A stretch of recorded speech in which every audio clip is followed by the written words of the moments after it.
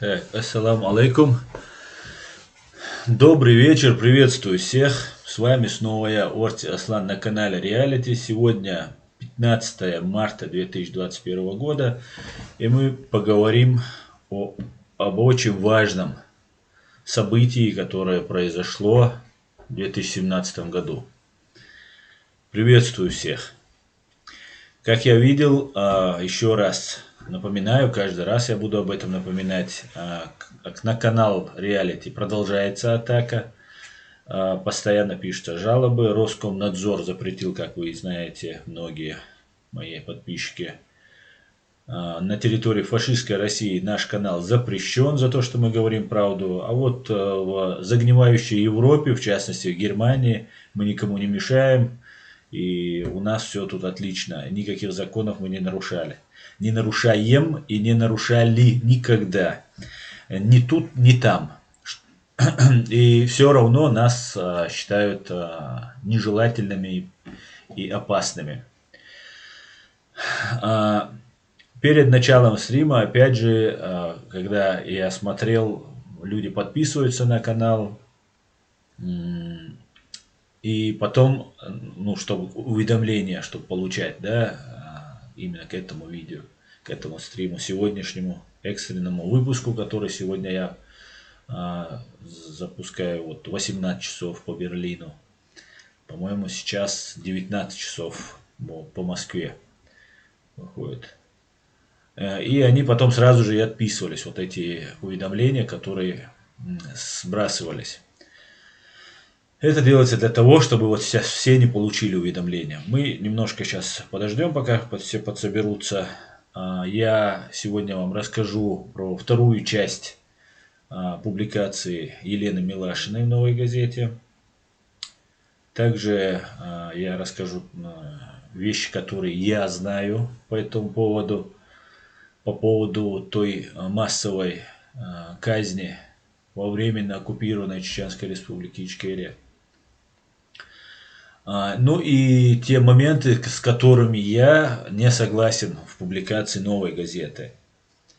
Так как я очень много говорил на эту тему непосредственно с Сулейманом, я знаю очень много подробностей, деталей непосредственно этой казни, этих массовых убийств, других казней, других убийств, других так называемых спецопераций, коллаборантов, в которых принимал участие Сулейман Гезмахмаев. И вот я вам постараюсь подробно все это рассказать. Так, как меня видно, как меня слышно? Раз вы ничего не говорите, значит видно хорошо и слышно хорошо. Будем надеяться, что все нормально. Аслан Лорс, ва алейкум ассалам. Нема, Картвели, приветствую. Неуловимый Джо, ва алейкум салам. Абдулмалик Навчо, ва алейкум салам. Свобода или смерть, ва алейкум салам. Массерга салам маршалду. Я так понимаю, большая часть в это время нас смотрят вот непосредственно кадыровцы, которые сейчас прилипли к мониторам своих телефонов и ожидают конца. На самом деле, начало конца они положили в тот день, когда перешли на сторону русских. Но вот непосредственно вот разоблачение их преступлений, вот откровенно, да, мы это преступление, про которое мы практически все знаем. От начала до конца, потому что непосредственно человек, который с ними работал, сотрудничал, подробно все нам рассказал. Все записано, задокументировано. И давайте обсудим. Так, хотел бы вам сперва показать одно видео. Это выступление Елены Милашиной, где она говорит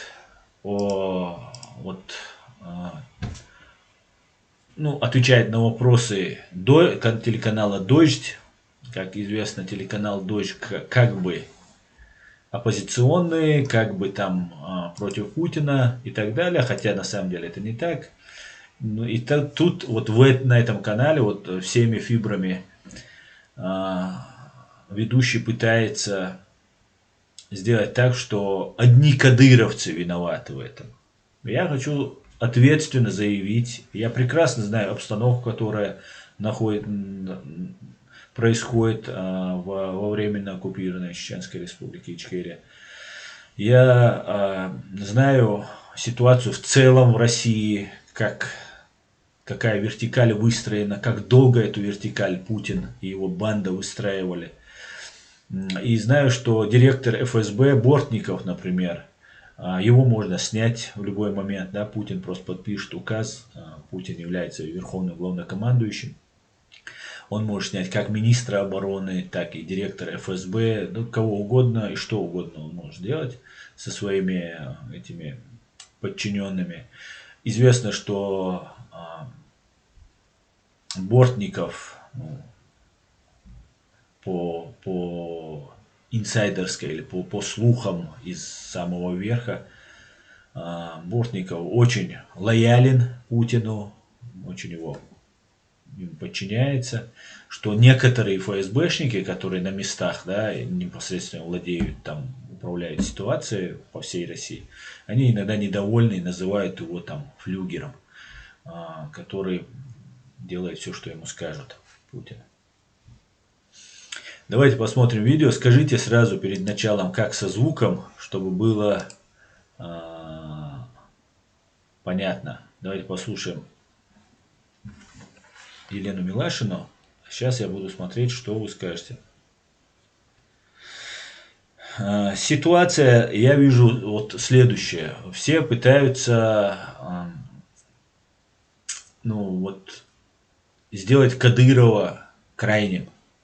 Кадыров сам публично об этом говорил, что он не главный, что ему скажут, как ему скажут, он в кусты, там мой срок истек, он ходит к Путину, продлевается и так далее. Да и всем известно, всем прекрасно известно, что Кадыров подчиняется. Но почему-то вот упорно какие-то люди и иногда полезные идиоты пытаются нам навязать, что вот Кадыров там всем управляет. Нет, это не так. Казнь этих людей происходила под непосредственным контролем ФСБ. Там присутствовали чеченцы из этого ФСБ, 1 или 2 чеченца там были, русские там были, дагестанцы были. Они приезжали, сами пытали иногда. Но когда они допрашивали, вот, задерживали вот этот полк Ахмада Кадырова, но когда их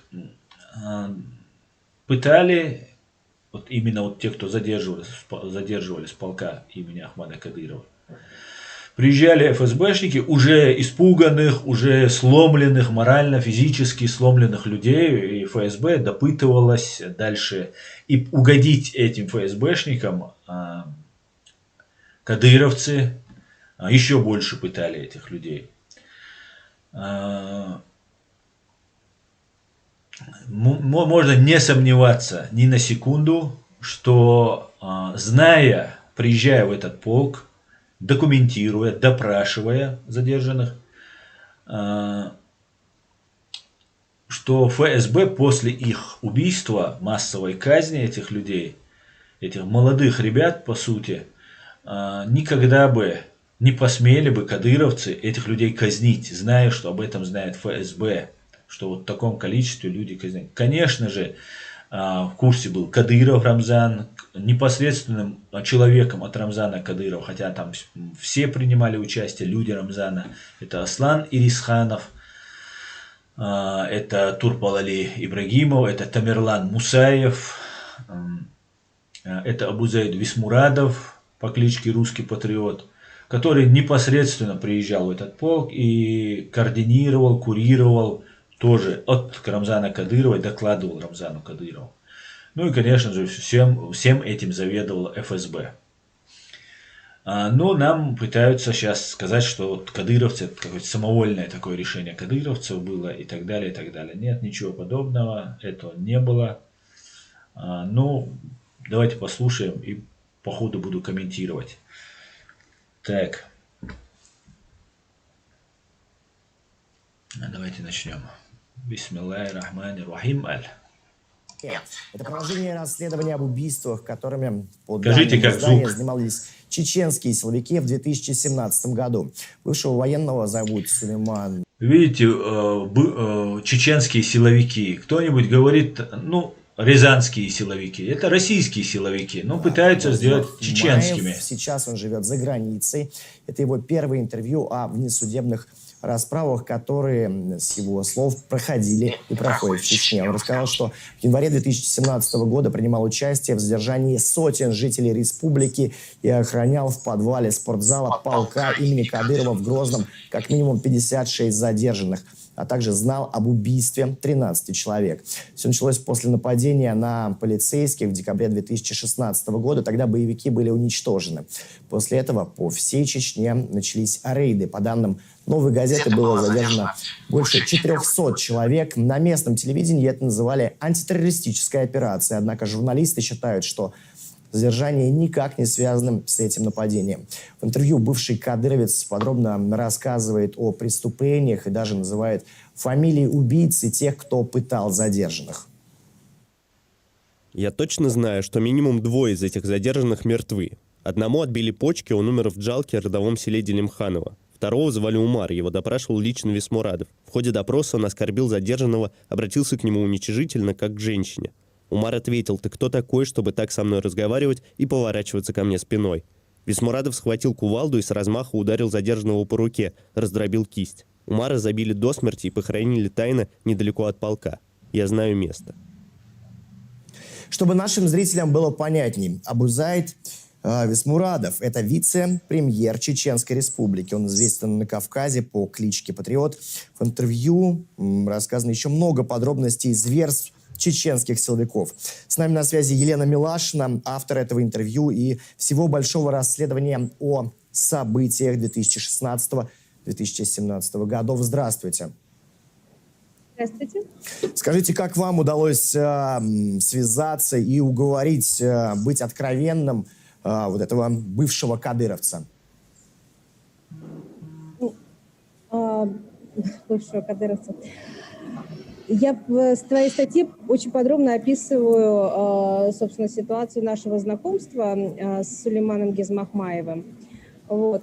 После публикации моей самой первой о казни задержанных в январе 2017 года, эта публикация была 9 июля, мне в сентябре написал мой очень хороший друг, герой материалов Анны Политковской, чеченский блогер Муса Ламаев. На него вышел другой блогер, тоже известный чеченский блогер Аслан Арцуев, который рассказал ему, что в Европу, в Германию приехал бывший сотрудник полка патрульно-постовой службы, и вот с такой историей. И, собственно говоря, это ровно то же самое, что опубликовала я в своей новой газете, в своей публикации, именно данные о задержаниях незаконных и внесудебной казни, расправе, казни части этих задержанных.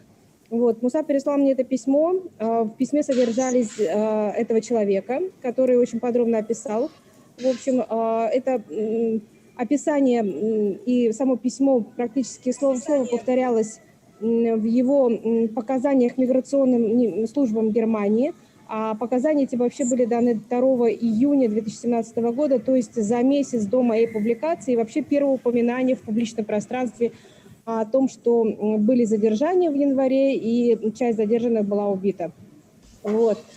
Я, соответственно, попросила Мусу устроить встречу, но особой надежды у меня не было, потому что, в общем, до этого у меня много контактов среди сотрудников, и бывших, и действующих в чеченских силовых структурах. Не все они кадыровцы. Тут надо, наверное, все-таки проводить какой-то водораздел, потому что кадыровцы – это те, кто действительно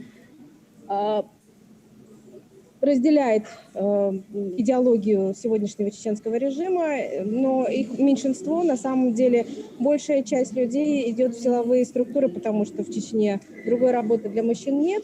И они идут, в общем, не совсем представляя, что они должны там делать, и когда сталкиваются с этим, переживают очень большую, в общем, жизненную драму. Многие из них увольняются, уезжают.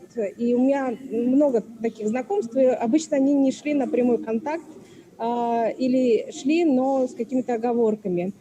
Но, собственно говоря, здесь получилось несколько неожиданно, потому что человек согласился встретиться. Вот, и во время встречи он сказал, что он хотел бы, чтобы эти показания, его свидетельства были преданы огласке. Это было вообще очень экстраординарно. Да, почему вот он сам на этом настаивал? Потому что, ну, вот тоже пытались общаться и с чеченцами, и всегда... Я с этим свидетелем знакома уже, с Сулейманом знакома вот, с сентября 2017 года. За это время мы подружились. И, конечно, у меня создалось впечатление об этом человеке. И я понимаю, что у него, в общем, изначально как-то вот это понимание добра и зла очень четко определено. И оно его по жизни, в общем, ведет. И вот в этом монологе, собственно, там красная линия проходит, что какие-то вещи, которые для него как граница, барьер, который он совершить может, и он пытался от них уходить. И это вот последняя ситуация, которая случилась в январе, стала точкой невозврата. Для него это вещи недопустимые. Его так воспитали, ему это вложили в голову. Вас почему-то, то есть это не должно удивлять, это нормальная человеческая вещь, неважно какой ты национальности, где ты живешь, это очень нормальная штука. И тем не менее мы знаем, насколько мстителен режим, и не угрожает ли сейчас этому человеку опасность? Угрожает, безусловно, угрожает и ему, и его родственникам угрожает, и журналистам «Новой газеты» угрожает, и правозащитникам «Мемориал» угрожает, и сотрудникам российского ЛГБТ-сети, которые его все 4 года прятали, причем половину этого срока они прятали его здесь, в России. Всем угрожает опасность, ему в первую очередь, потому что мы знаем, еще один был прецедент, когда бывший сотрудник, скорее там коллега, личный охранник Рамзана Кадырова Умар Исраилов дал показания в Европейском суде по правам человека. Тогда на тот момент еще никто об этих показаниях не знал, они не были публичными, не стали публичными только после его смерти. А смерть у него, если вы помните, это 2009 год, январь, убийство в Вене. Очень громкое, в общем, дело. Такое одно из первых убийств в Европе чеченцев, которые пошли против Кадырова. Поэтому, да, нашему свидетелю угрожает, безусловно, один из самых высоких уровней опасности, которые есть.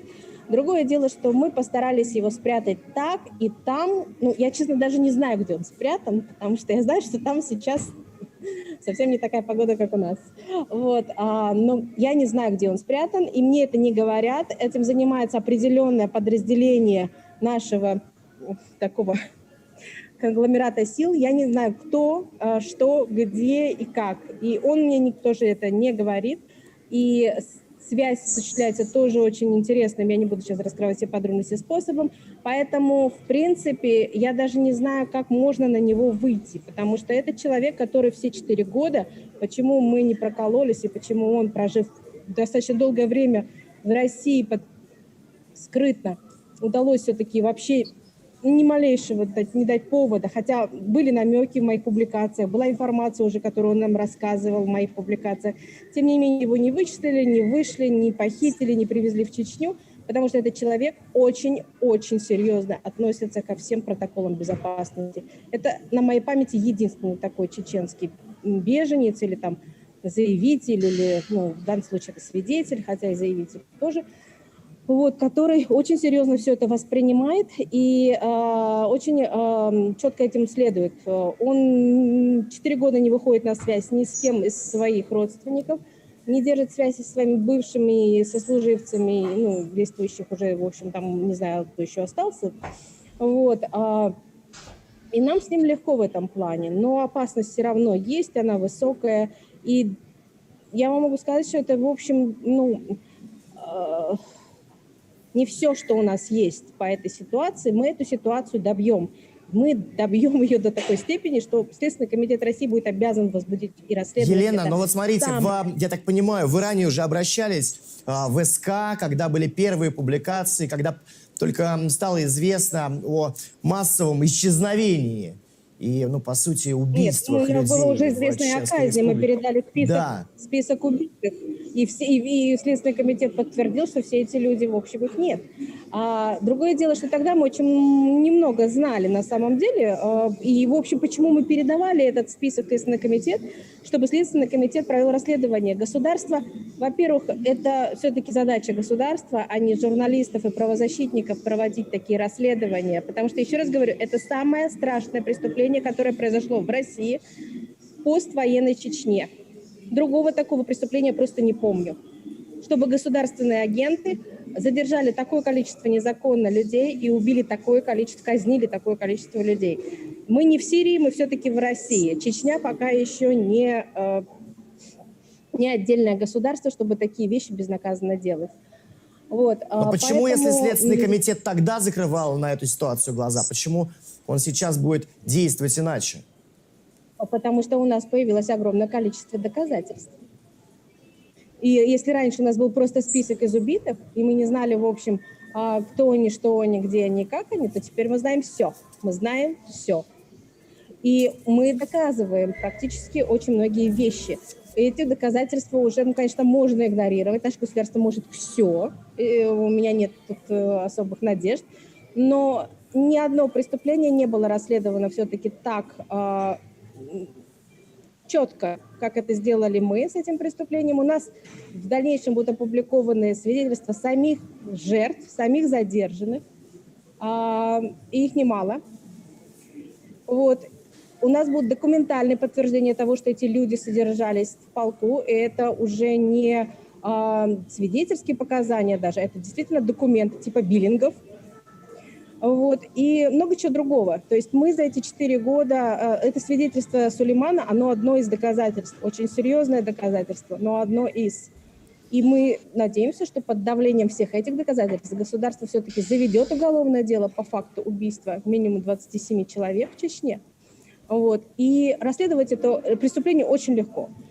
И об этом нам, собственно, говорили следователи, которые начинали эту проверку. Они просто план оперативных действий, которые могут просто железобетонно, и еще тогда бы, если их сделать, дело было бы расследовано за месяц. Но потом что-то этих следователей останавливало. Я понимаю. Елена, мы должны двигаться дальше, но вынужден вас спросить. Сегодня прошла информация, что 2 редакции «Новой газеты» облили какими-то химикатами, ну и даже приезжали сотрудники. Так, давайте перейдем к нашей теме. Сегодня была на самом деле облита дверь «Новой газеты» каким-то химикатом, как нам сообщает. Но это, как утверждает Елена Милашина, это не связано именно с кадыровцами. Скорее всего, это пригожинцы, он говорит. Ну, я тоже думаю, что сейчас кадыровцам нападать на Елену Милашину или на «Новую газету» нет никакого смысла, потому что материалы все имеются. Материалы имеются не только от Сулеймана, но и имеются еще и от других людей, от родственников пострадавших и так далее, убитых, погибших. Что хочется сказать перед тем, как я сейчас буду читать, чтобы в видеоверсии была «Новая газета». Вот эта статья «Новой газеты», где все подробно написано. Та ситуация, которая произошла, она, да, из ряда вон выходящая. Тот период времени было казнено, по некоторым данным, около 100 человек. Тот период времени. Многие убийства остаются нераскрытыми, потому что родственники боятся. В Чечне реально ситуация напоминает 1937 год, время большого террора во времена Сталина. Так, мы зависли? Нет, не зависли. Поэтому ситуация очень сложная. И нам пытаются постоянно как-то красной линией проходит то, что, опять же, я напоминаю, пытаются нам сказать, что ФСБ к этому не причастна, к России к этому не причастна. Причастна. Если бы она не была причастна, Кадырова давно бы сняли бы. Ну, не, может быть, не посадили бы, не убили бы. Просто сняли бы и перевели бы на другую должность. Как это делалось в Ингушетии, как это делалось там в Дагестане. Снимаются там проворовавшихся, там, совершивших другие преступления чиновников и даже первых лиц, которых там они назначают в эту республику. Поэтому, конечно же, все делалось с указания, с разрешения ФСО, Федеральная служба охраны, это администрация президента, это Золотов. Это делается все полностью под контролем, как известно уже со слов Сулеймана Гизмахмаева, что это делалось по заданию под контролем ФСБ, да, под непосредственно именно не какие-либо, ни прокуратура, ни Следственный комитет туда приезжали, именно ФСБ туда приезжала. И я, конечно же, обвиняю ФСБ. И это не в первый раз. Если почитать труды Абдурахмана Ахтарханова, то можно найти много свидетельств, много он об этом пишет, как НКВД убивало чеченцев. Так продолжалось и в Первую войну, во Вторую войну, и сейчас, когда уже военная фаза противостояния спала, продолжаются вот эти казни. В статье указывается, что Аслан Ирисханов или Ирасханов получил информацию, и вот они, Сулейман Гизмахмаев и другие сотрудники выехали на задержание разных людей. Эта информация, на мой взгляд, получена была от ФСБ, потому что ФСБ ведет прослушку, ФСБ занимается полностью информационным вербовкой, полностью, да, и Кадыров сам, все вокруг, в правительстве их, чиновники большого ранга, маленького ранга, там огромное количество агентуры, очень много людей завербовано российскими спецслужбами, как ФСБ, так и ГРУ. Непосредственно вот это дело вели ФСБшники. Давайте почитаем эту статью. И она длинная, наберитесь терпения. Очень интересно, очень важно это все нам узнать, услышать, чтобы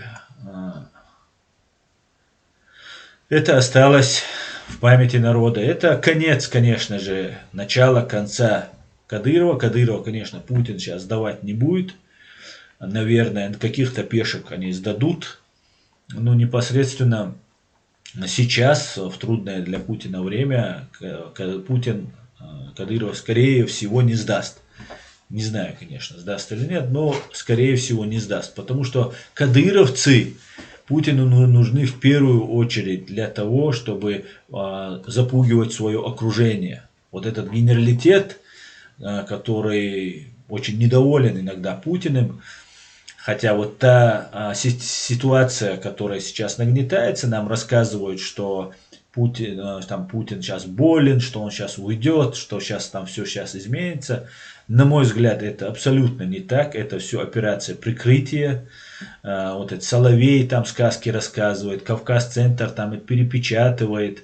Вот это тоже там генерал СВР какой-то и так далее. Это делается там в угоду, там, чтобы понравиться европейцам, американцам, другим, чтобы вот сказать, что вот сейчас Путин уходит, сильно не давите, сейчас, чуть-чуть осталось и так далее, и так далее. Никуда Путин не уйдет, никогда в своей жизни, пока он жив, пока хоть он может хоть один глаз открывать, он никуда не уйдет, он будет оставаться на своем посту, может быть там переименует свой пост там как-нибудь, но власть всегда будет находиться до его самой смерти, у него и у его банды. После его смерти будет, конечно же, подготовлено, чтобы вот эта власть перешла там к Патрушеву там, или кому-нибудь другому из его ближайшего окружения, которых мы тут, наверное, вот публично не всех знаем. Давайте сейчас посмотрим, почитаем эту статью. Статья вышла 15 марта утром 7:59 21 2021 года, 15 марта 2021 года. Автор Елена Милашина. Я служил в чеченской полиции и не хотел убивать людей. Старший сержант полка имени Кадырова Сулейман Гезмахмаев впервые рассказывает о несудебных расправах над жителями Чечни, не скрывая имен палачей. На фото вы видите удостоверение Сулеймана Гезмахмаева и самого Сулеймана. Хотел бы сказать по поводу самого этого человека. Вот сейчас Елена о нем говорила, я бы тоже хотел бы о нем сказать. Я вообще очень плохо отношусь до сих пор к сотрудникам российских силовых структур.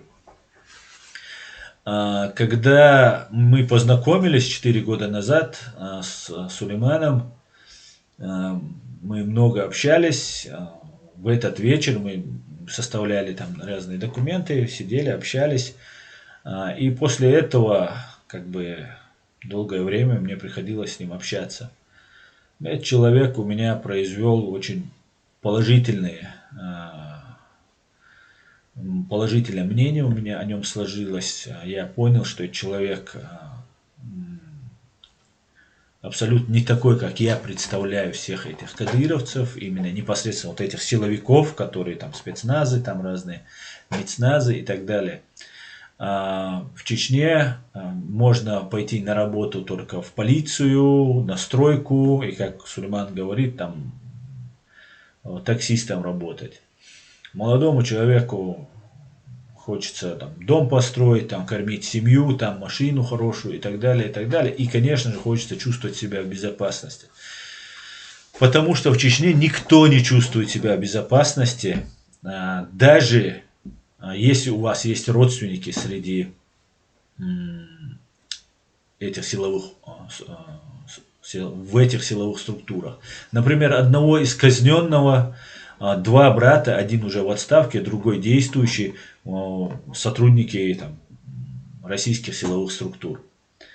Единственная какая польза была от того, что они работают на Россию, им разрешили захоронить единственного человека, выдали, которого можно было захоронить. В других случаях, если вы сами не являетесь сотрудником, у вас большие проблемы. И подсознательно вас к этому подталкивает и сама эта атмосфера, эта система, и вы идете в эту структуру. Плюс вы всегда обеспечены, у вас есть там, особенно для молодого человека, есть какие-то там доход, и вы можете как-то быть защищены.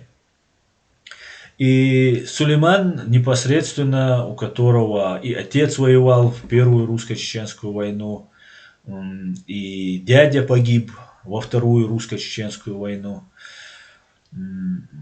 Все родственники, которого не были пророссийскими, да, что дядя, который погиб, что отец, который у него недавно умер, они категорически были против, но когда все идут, и как бы вроде бы ты не берешь взятки, не мучаешь людей там и так далее, и люди идут, молодежь. Сулейман рассказывал очень много про эту систему, как там внутри, как им не разрешают заходить разные ютубы, разные информацию смотреть, слушать, просто могут отобрать телефон, проверить у сотрудника, что он смотрит там и так далее. Просто забирают все телефоны, и через какое-то время их потом возвращают.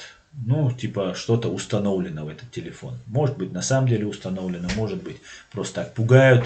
И по идее, находясь в 21 веке, находясь там абсолютно свободными, да, можно подумать, эти люди ограничены своим страхом, своим опасением, что вот если они посмотрят там что-то где-то, у них начнутся проблемы.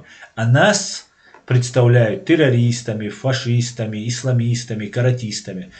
И, конечно, есть люди как бы на нашей стороне, которые делают ту работу, чтобы именно так мы и выглядели, как в глазах вот этих сотрудников, молодых ребят по факту.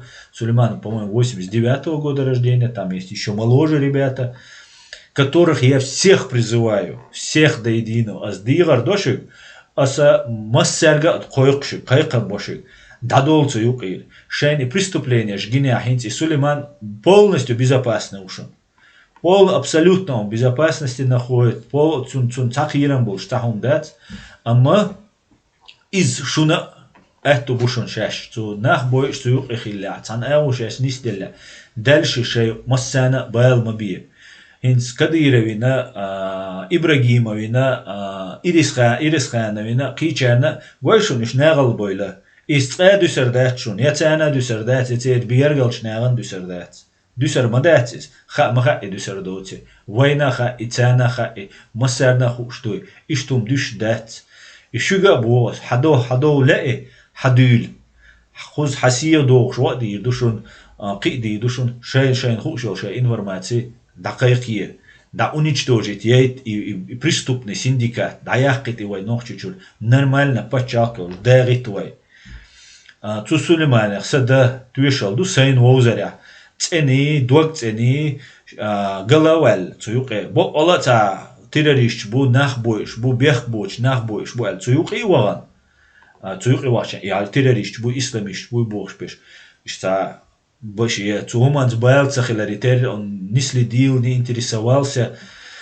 Да нани дайс قاستن خلتون تاخ داشي بلا عول نيق اخلا جيم سكشا حلقو اشخلا جيم وولش دين دا تاخ بايل تخيلاريتير دوي بايل قاتشم تشو ولي حويش انتريسوات ديش نو انتريسوات دين على وين دعواقن خير هيت نش ما بايريتير Цундела цуюк абол чаргаге гичнари массарга преступление шаш. Тадолша ищаца преступление шцаеш юрдолшу ба оячун ища. России законца шу ба оячун ища. России вюр закондуй моставо вен геноцидинел закондуй шу баладагандол. Вай дай андол вай мосташан рукшда эрдольдол шу 50 тысяч рублей баня. Церя ба оячун, церь законца ба оячун шу и преступление шия. Он дальше кэнлам бали де душун Байлица долж, дюсердячун. Вот я бы хотел бы вот что сказать про Сулеймана Гизмахмаева. Давайте прочитаем.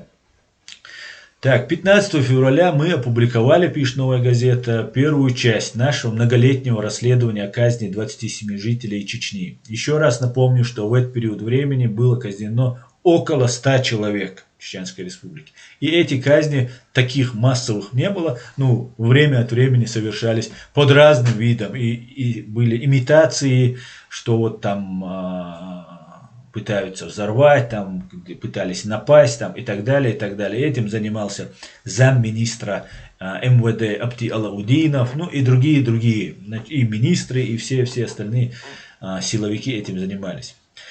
Все эти люди, по большой части своем молодые парни, были задержаны сотрудниками чеченских силовых структур в декабре 2016 года и в январе 2017 года. В статье «Казнь после смерти» мы рассказали о судьбе 12 человек из нашего списка.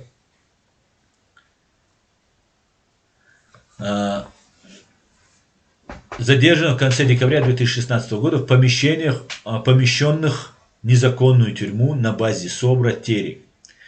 Мы также анонсировали вторую часть расследования, в которой намеревались опубликовать показания сотрудников полка патрульно-постовой службы полиции имени Ахмада Кадырова, МВД по Чеченской Республике, далее полка имени Кадырова, Сулеймана Усмановича Гизмахмаева, бывшего старшего сержанта полиции, полицейского стрелка этого полка. Сулейман Гизмахмаев принимал участие в декабрьских и январских спецмероприятиях по задержанию сотен жителей Чечни и охранял в подвале спортзала полка имени Кадырова минимум 56 задержанных по закону о полиции и другим нормативным актам Российской Федерации. В функции сотрудников полка патрульно-постовой службы полиции имени Кадырова не входит проведение оперативно-розыскной деятельности. Сотрудники ППС не имеют права проводить задержания либо дознания. На территории полка граждане не могут задержаться под стражей. Редакция. Он также знал об обстоятельствах убийства по меньшей мере 13 человек из нашего списка казненных, произошедшего в ночь на 26 января на территории полка. На следующий день после публикации статьи «Казнь после смерти» 16 февраля 2021 года в село Очхой-Мартан приехали сотрудники имени полка Кадырова.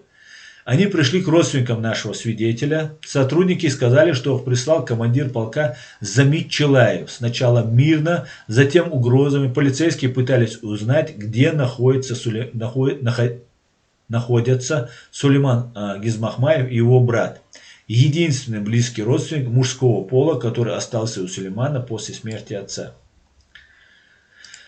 Новая газета и наши партнеры, правозащитный центр «Мемориал», вынуждены указать, что Минюс также и движение «Российская ЛГБТ-сеть», сделавшие невероятно много, чтобы расследования о несудебных расправах над жителями Чечни появились на свет, приняли решение приостановить публикацию второй части расследования, чтобы эвакуировать из Чечни и из страны родственников нашего свидетеля Сулеймана Гизмахмаева. Сегодня мы, наконец, опубликуем его показания. Впервые о массовых задержаниях и в несудебных расправах свидетельствует чеченский полицейский, который сам исполнял незаконные приказы. Но бессудная казнь задержанных стала отправной точкой для его побега из Чечни. Он больше не хотел иметь ничего общего с чеченской полицией. И что самое главное, он хотел рассказать миру о страшном преступлении, очевидцем которого стал. Все эти годы совместные усилия большой коалиции партнеров «Новой газеты» были направлены на обеспечение максимально возможной безопасности этого человека и его семьи. Но это не был контракт «безопасность» в обмен на показания. Первичным в этой истории было само решение Сулеймана Гизмахмаева дать свидетельские показания, не скрывая своего лица и имени. Мы лишь помогали ему сделать это и по возможности остаться живым. Уверенность невиновности. 17 сентября 2017 года, через 2 месяца после выхода в «Новой газете» статьи, это была казнь, в которой впервые был опубликован список 27 казненных.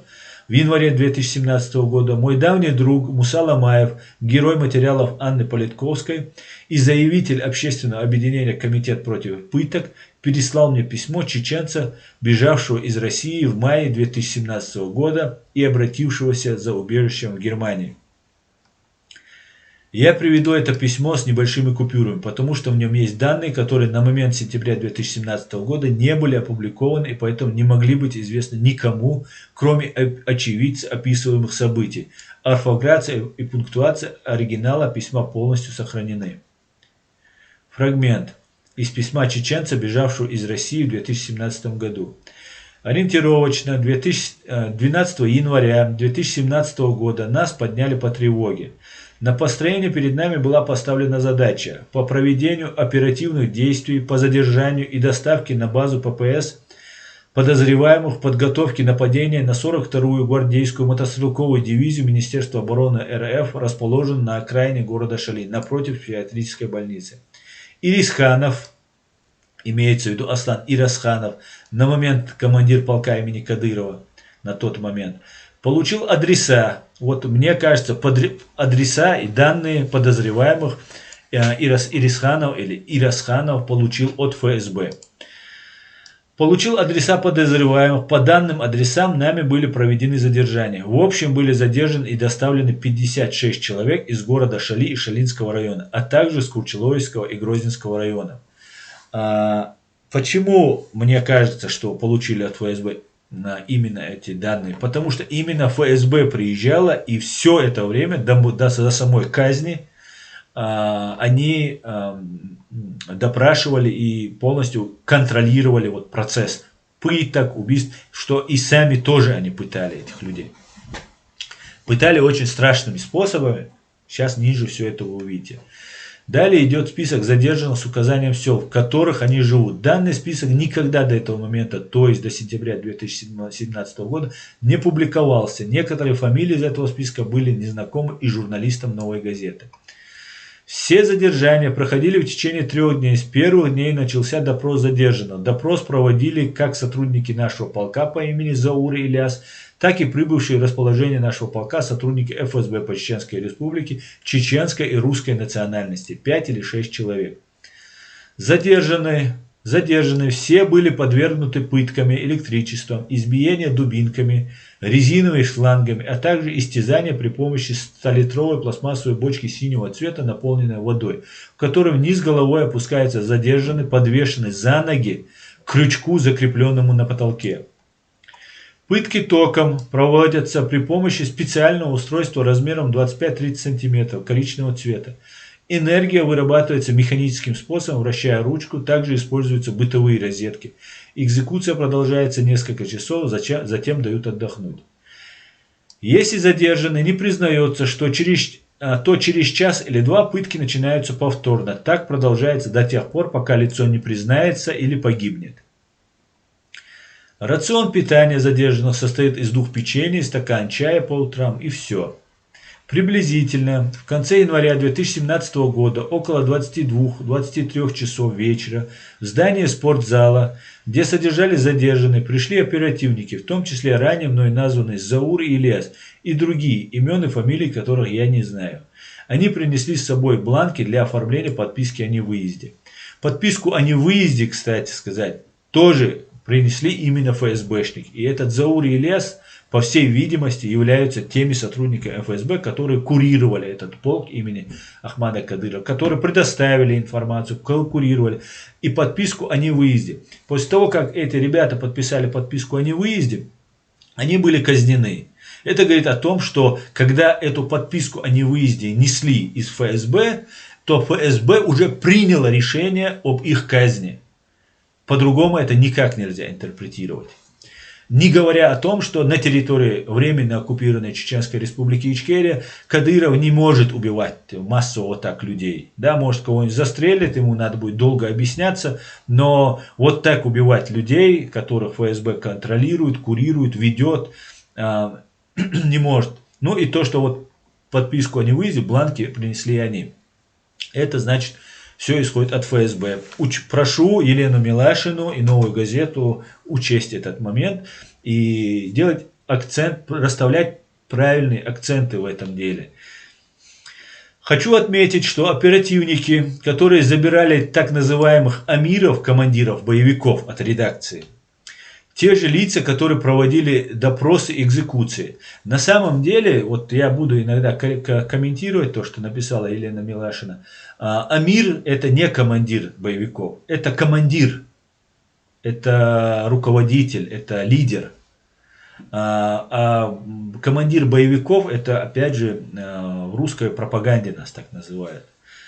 И эти ребята, которых обозначили амирами, как их называли амирами, или командирами, вот групп, которых хочешь не хочешь, ты должен был признаваться, эти амиры, эти командиры, они были абсолютно непричастны ни к чему. Это были просто люди, у кого родственники были воевавшие, кто-то где-то, может, что-то высказывал, может, они в интернете писали какие-то вещи против оккупационной власти. И вот их вот так определяли и потом казнили. Лица, которые проводили допросы, те же лица, которые проводили... Хочу отметить, что оперативники, которые забирали так называемых амиров, те же лица, которые проводили допросы и экзекуции. Процесс перед казнью происходил следующим образом. Оперативник называет фамилию, и из подвальных комнат нашими сотрудниками выводятся названные лица. Затем лицу предлагается подписать пустой бланк подпиской о невыезде. Тот самый, который принесли Заур и Ильяс, ФСБшники, видимо ФСБшники. После этого задержанного выводят из здания спортзала, сажают в автомашину и УАЗ, и по одному человеку везут в здание казармы, которое находится ближе всего к улице Коперника. По левой стороне автомобиль доезжает до здания казармы. Затем задержанного спускают в подвал и ведут по коридору в предпоследнюю комнату с правой стороны, где расположен стол для тенниса. Ведь дверь комнаты темно-коричневого цвета. Все 13 так называемых амиров были собраны в этой комнате. Затем в комнате с левой стороны полумесяцем в наручниках и на коленях были выстроены подозреваемые. В это время настольный теннис играли начальник Шалинского РОВД Мусаев Тамерлан. Мусаев Тамерлан — это тот самый Тамерлан, который, возвращаясь с Москвы на новом Мерседесе, попал в аварию и погиб, и сгорел в машине, как сообщают кадыровские люди. Не знаем, погиб он или они его спрятали, но вот такая информация сообщалась. И командир полка Аслан Ирисханов, кличка, позывной, поясняет Елена Милашина, Ахмат. В процессе оба сотрудника полиции оскорбляли задержанных, выражаясь нецензурными словами. Затем охрана Мусаева и главы администрации Шалинского района Турпали Али Ибрагимова по кличке Быстрый выводят по одному из теннисной комнаты в соседнюю комнату, последнюю комнату в подвале казармы. То есть это следующая, вот эта комната, где теннис они играют, где эти ребята стояли полумесяцем на коленях, по одному выводят и заводят в соседнюю комнату. Комната типа кладовой или технической комнаты. В данной комнате находится вентиляционная вытяжка. В данной комнате находился Турпали Ибрагимов и его охрана в количестве 4 человек, которые непосредственно казнили задержанных. Первые двое были казнены выстрелом в голову. На звуки выстрела в комнату вошел Аслан Ирисханов и посетовал на то, что в подвале проходят учебные занятия и что после выстрела остаются следы от пуль, а также кровь, которая оставляет стойкий запах.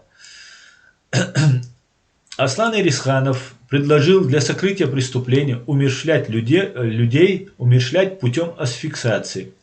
Остальные были задушены канатом-альпинистом, то есть асфиксация удушением. Был использован канат-альпинистский канат, так называемый канат-альпинист, которым были задушены оставшиеся ребята.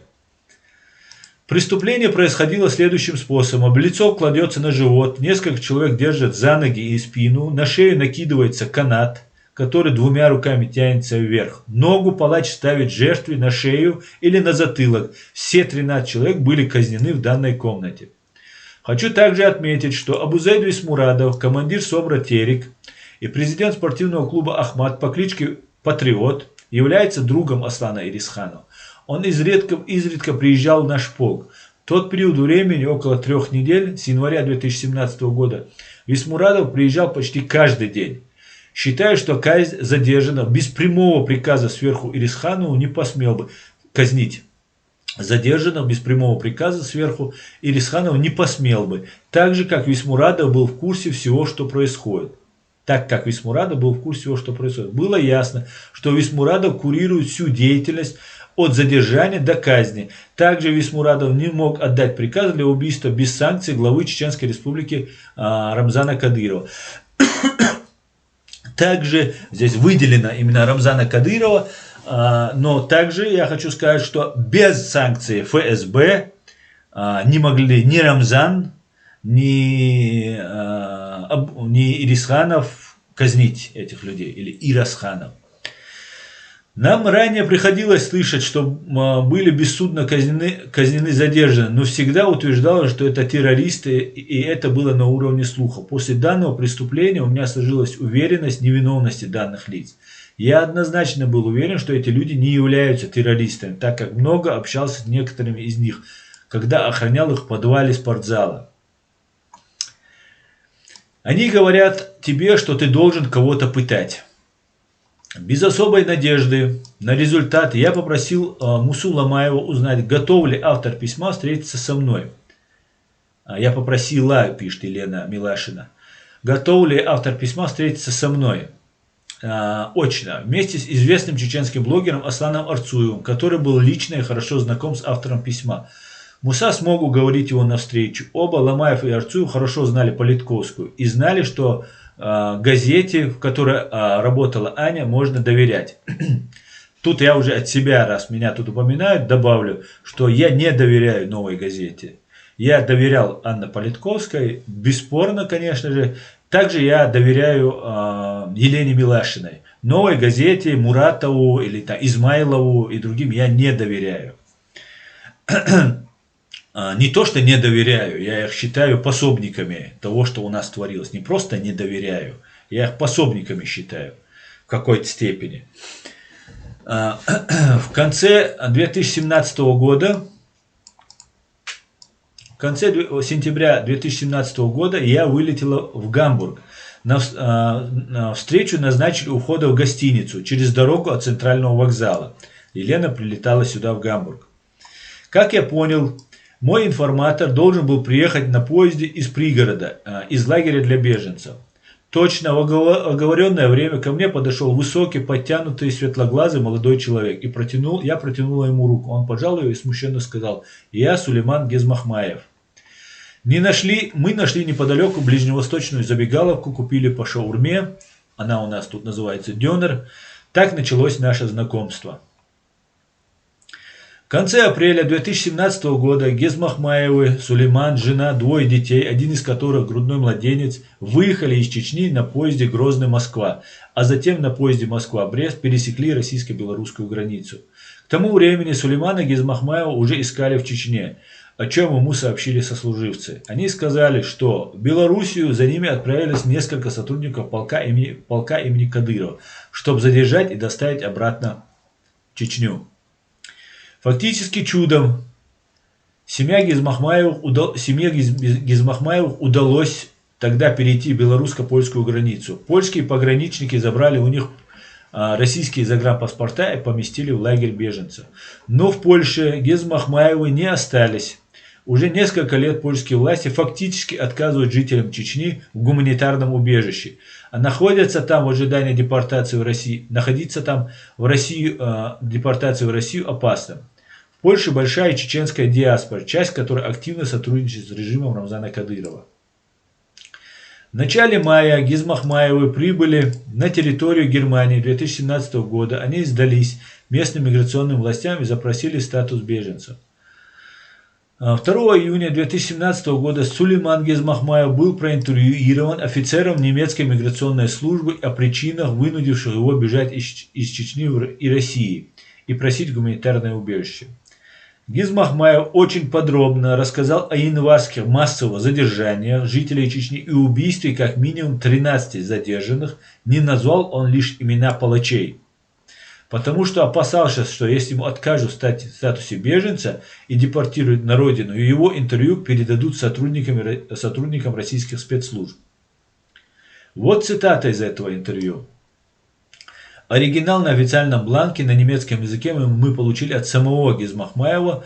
Другие документы, подтверждающие обращение Гезмахмаева за гуманитарной защитой и личных документов, свидетельства о рождении детей, браки и служебных документов о прохождении Гезмахмаевым службы в полку имени Кадырова, были затребованы у миграционной службы ФРГ посольства Германии в России и переданы «Новой газеты». Интересно, кем они были затребованы?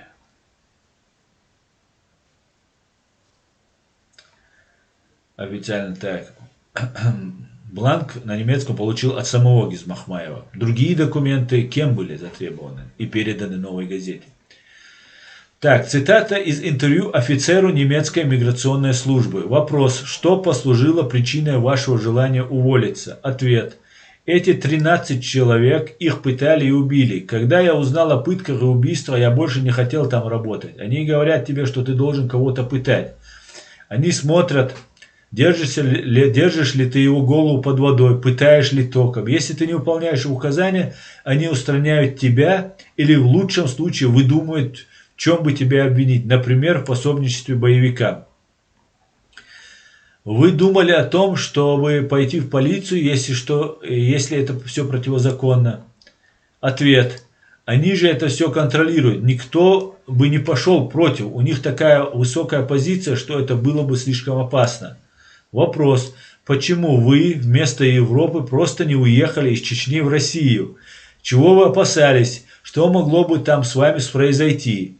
Это часто такой вопрос встречается: если у вас проблемы в Чечне, уезжайте в Россию. Это именно из-за того, что мы представляем, что вот Кадыров виноват. Нет, виновата Россия.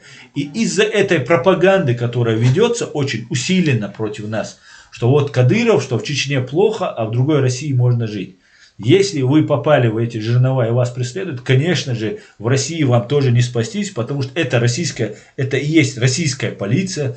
Они быстренько вас находят и доставляют. И мы это много раз видели. Не только в России находят, здесь в Европе они подают людей в розыск. И вот сейчас недавно, как был передан в Франции еще один молодой человек по затребованию России. Ответ. Они бы меня нашли и ликвидировали 100%. Вопрос. Причинило ли ваше дезертирство проблемы вашим родителям? Ответ. Я не дезертировал. О дезертирстве я бы говорил, если бы я служил в армии, но я работал в полиции и не хотел убивать людей. Миграционная служба Германии отказала Сулейману Гизмахмаеву в статусе беженца. Оба судебные инстанции, первая и апелляционная, этот отказ утвердили и вынесли решение о депортации Гизмахмаева в Польшу. Решение было исключительно бюрократическим и основывалось на так называемом Дублинском правиле, в соответствии с которым убежище просителю предоставляют власти той страны, через которую тот попадает на территорию Европейского Союза. То есть, если Сулейман со своей семьей первый приехал в Польшу, то ему отказывает Германия, не выдворяет его в Россию, а возвращает в Польшу. Это так называемые дублинские правила. Там есть такое правило. Да? Первую страну Европейского Союза, куда ступила нога, называется правило первой ноги. Как если дословно перевести, куда переступила первая ваша нога. Вот эта страна обязана вас там защитить. Поэтому его попросили покинуть Германию и отправиться обратно в Польшу. Ну и еще нужно исходить из того, что Сулейман не прибегал к помощи других, он никому не доверял. Даже когда ко мне он обратился, мы с ним общались, он мне сказал, если бы я знал, что такие люди, как ты и другие здесь, когда он узнал круг наших знакомых, он сказал, если бы я знал, я бы сразу к вам обратился. Я не знал, что если бы такие люди были бы, много людей выехало бы оттуда. Ну, во-первых, многие сотрудники не знают, что мы есть, или нам не доверяют, потому что против нас ведется тоже пропаганда. И во-вторых, эти люди, просто сотрудники, они как бы полностью в информационном вакууме находятся. При всем при том, что есть интернет и так далее. Как я говорил ранее, им опасно заходить, все, смотреть, искать разные вещи, интересоваться. Да и времени у них нет, они все время несут службу на благо России. На основании Дублинского правила сегодня в Европе отказывают убежище сотням чеченцев. Этот обезличенный подход не позволяет вникать в конкретику и в то, насколько серьезны, а подчас критичны причины, по которым люди вынуждены бежать из Чечни и России. Интервью сотруднику миграционной службы от 2 июня 2017 года безусловно доказывает тот факт, что Гизмахмаев рассказывал о событиях, очевидцем которых стал лично. Потому что он не мог узнать о них никак иначе, как на тот момент в публичном пространстве не было никаких сообщений о задержании и казни людей на территории полка имени Кадырова в январе 2017 года. Эта информация появилась в паблике только 9 июля 2017 года, когда «Новая газета» опубликовала статью «Это была казнь». Справка дана о том, что Гизмахмаев Сулейман Усманович 1989 года проходит службу в органах внутренних дел с 17 сентября 2011 года по настоящее время, то есть до 18 октября 2017 года, да? 17 год это. Или 12. Справка дана для предъявления по месту требования. Нет, 17 он уже уехал, 12 это значит. Возможно, если бы миграционные службы Германии были бы менее бюрократичные, а миграционный адвокат у Сулеймана Гизмахмаева был более квалифицированным, эта публикация в «Новой газете» помогла бы убедить немецкие власти, миграционную службу или суд, что Сулейман Гизмахмаев действительно говорит правду. Потеряли бы мы ценного свидетеля, если бы Германия все-таки предоставила Гизмахмаевым статус беженцев? Не уверен. Его это страшное преступление, в котором он также оказался замешан, не отпускало. В интернете он искал аккаунты задержанных и убитых в январе 2017 года жителей Чечни и однажды наткнулся на инстаграм жены Адама Досаева, одного из 13 казненных.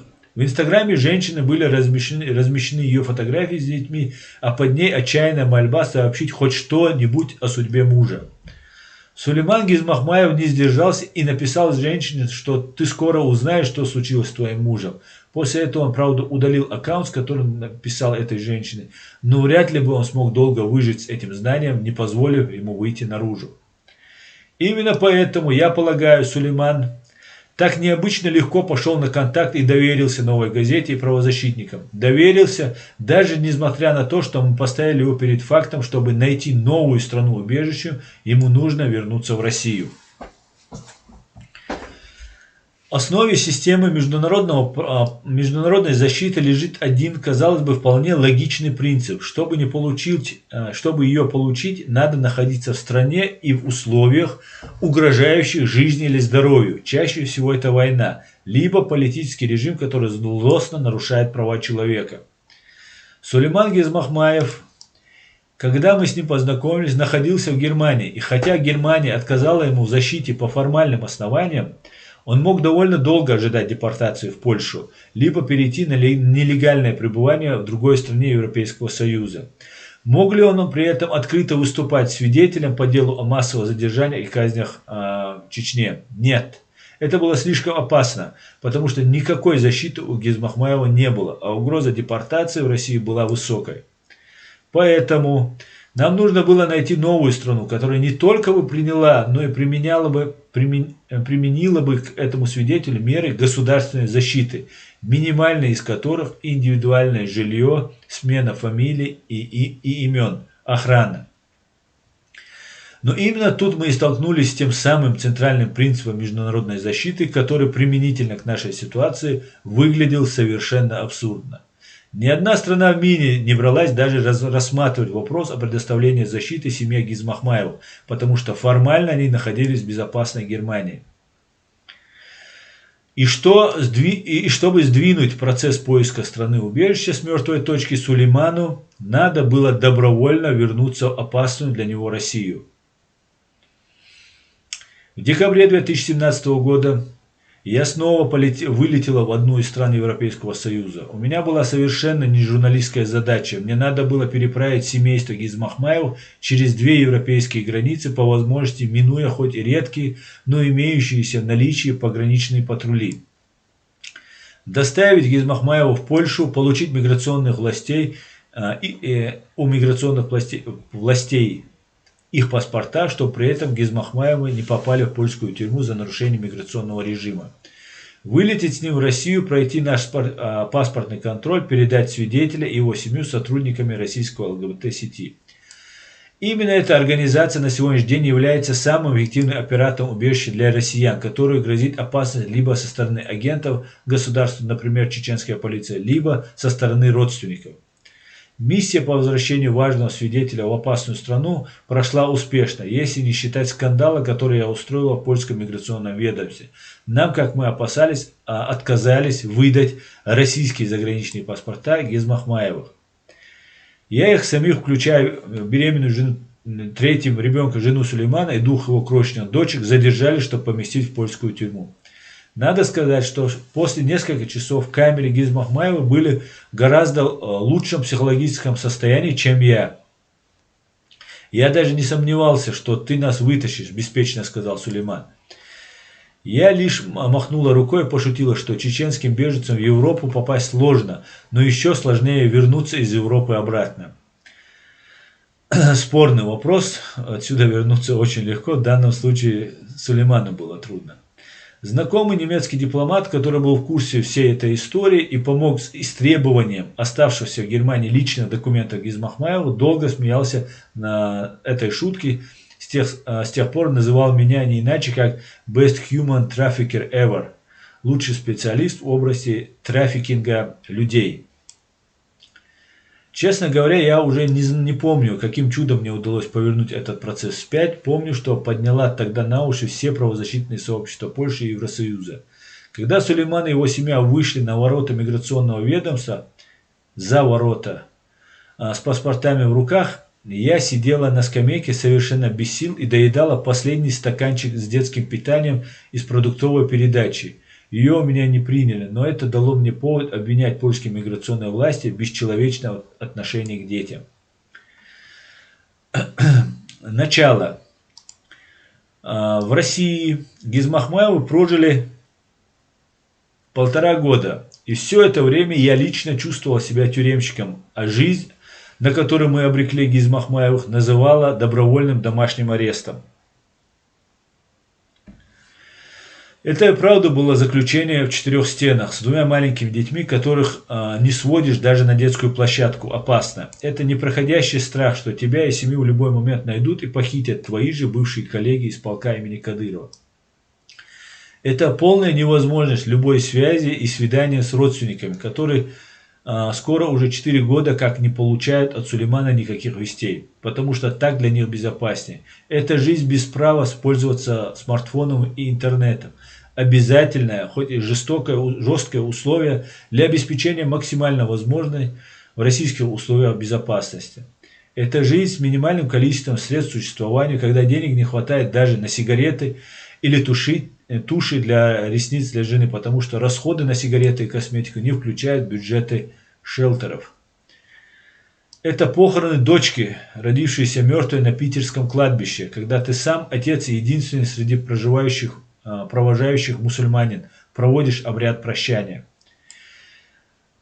Единственное, что ты можешь попросить, чтобы твой ребенок рано или поздно был перезахоронен в чеченской земле на родовом кладбище. Это прошедшие в твоем присутствии похороны отца, который долго и тяжело болел онкологическим заболеванием, которого ты не видел много лет и с которым даже не общался, потому что так безопаснее для всех.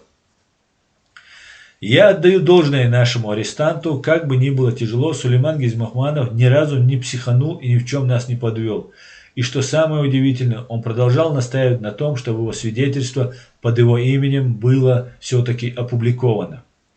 Только сейчас я понимаю, насколько полезным для общего дела было возвращение Сулеймана Гизмахмаева в Россию. С его приездом наше забуксовавшее расследование массового задержания и несудебных расправ обрело второе дыхание. И именно тогда у нас появился проработанный план и понимание, где и как искать доказательства самого страшного преступления, совершенного в поствоенной Чечне. И источником этого понимания были многочасовые видеоопросы Сулеймана Гизмахмаева, которые проводили лучшие по этой теме аналитики и бывшие юристы Комитета против пыток, когда-то работавшие в знаменитой сводной мобильной группе в Чечне, организованной известным российским правозащитником Игорем Каляпиным после убийства его чеченской коллеги Наташи Истемировой. В марте 2018 года Следственный комитет России вынес окончательный отказ в возбуждении уголовного дела по заявлению «Новой газеты» о внесудебных расправах в Чечне. Но одновременно с постановлением об отказе следствие представило нам, заявителям, 18 томов доследственной проверки с, прямо скажем, бесценными материалами. Изучая их, мы нашли огромное количество ниточек, которые следствие пыталось обрезать, за которые мы потянули. Но без показаний Гизмахмаева мы не только не смогли бы узнать и восстановить все обстоятельства казни задержанных, мы не смогли бы даже поймать за руку следствию в очень принципиальных моментах. Еще в апреле 2017 года Новая передала в Следственный комитет данные о бессудной казни 27 жителей Чечни, задержанных в декабре 2017 и январе 2017 годов. Одним из первых действий, которые произвели следователи в ходе доследственной проверки, был осмотр зданий на территории полка имени Кадырова.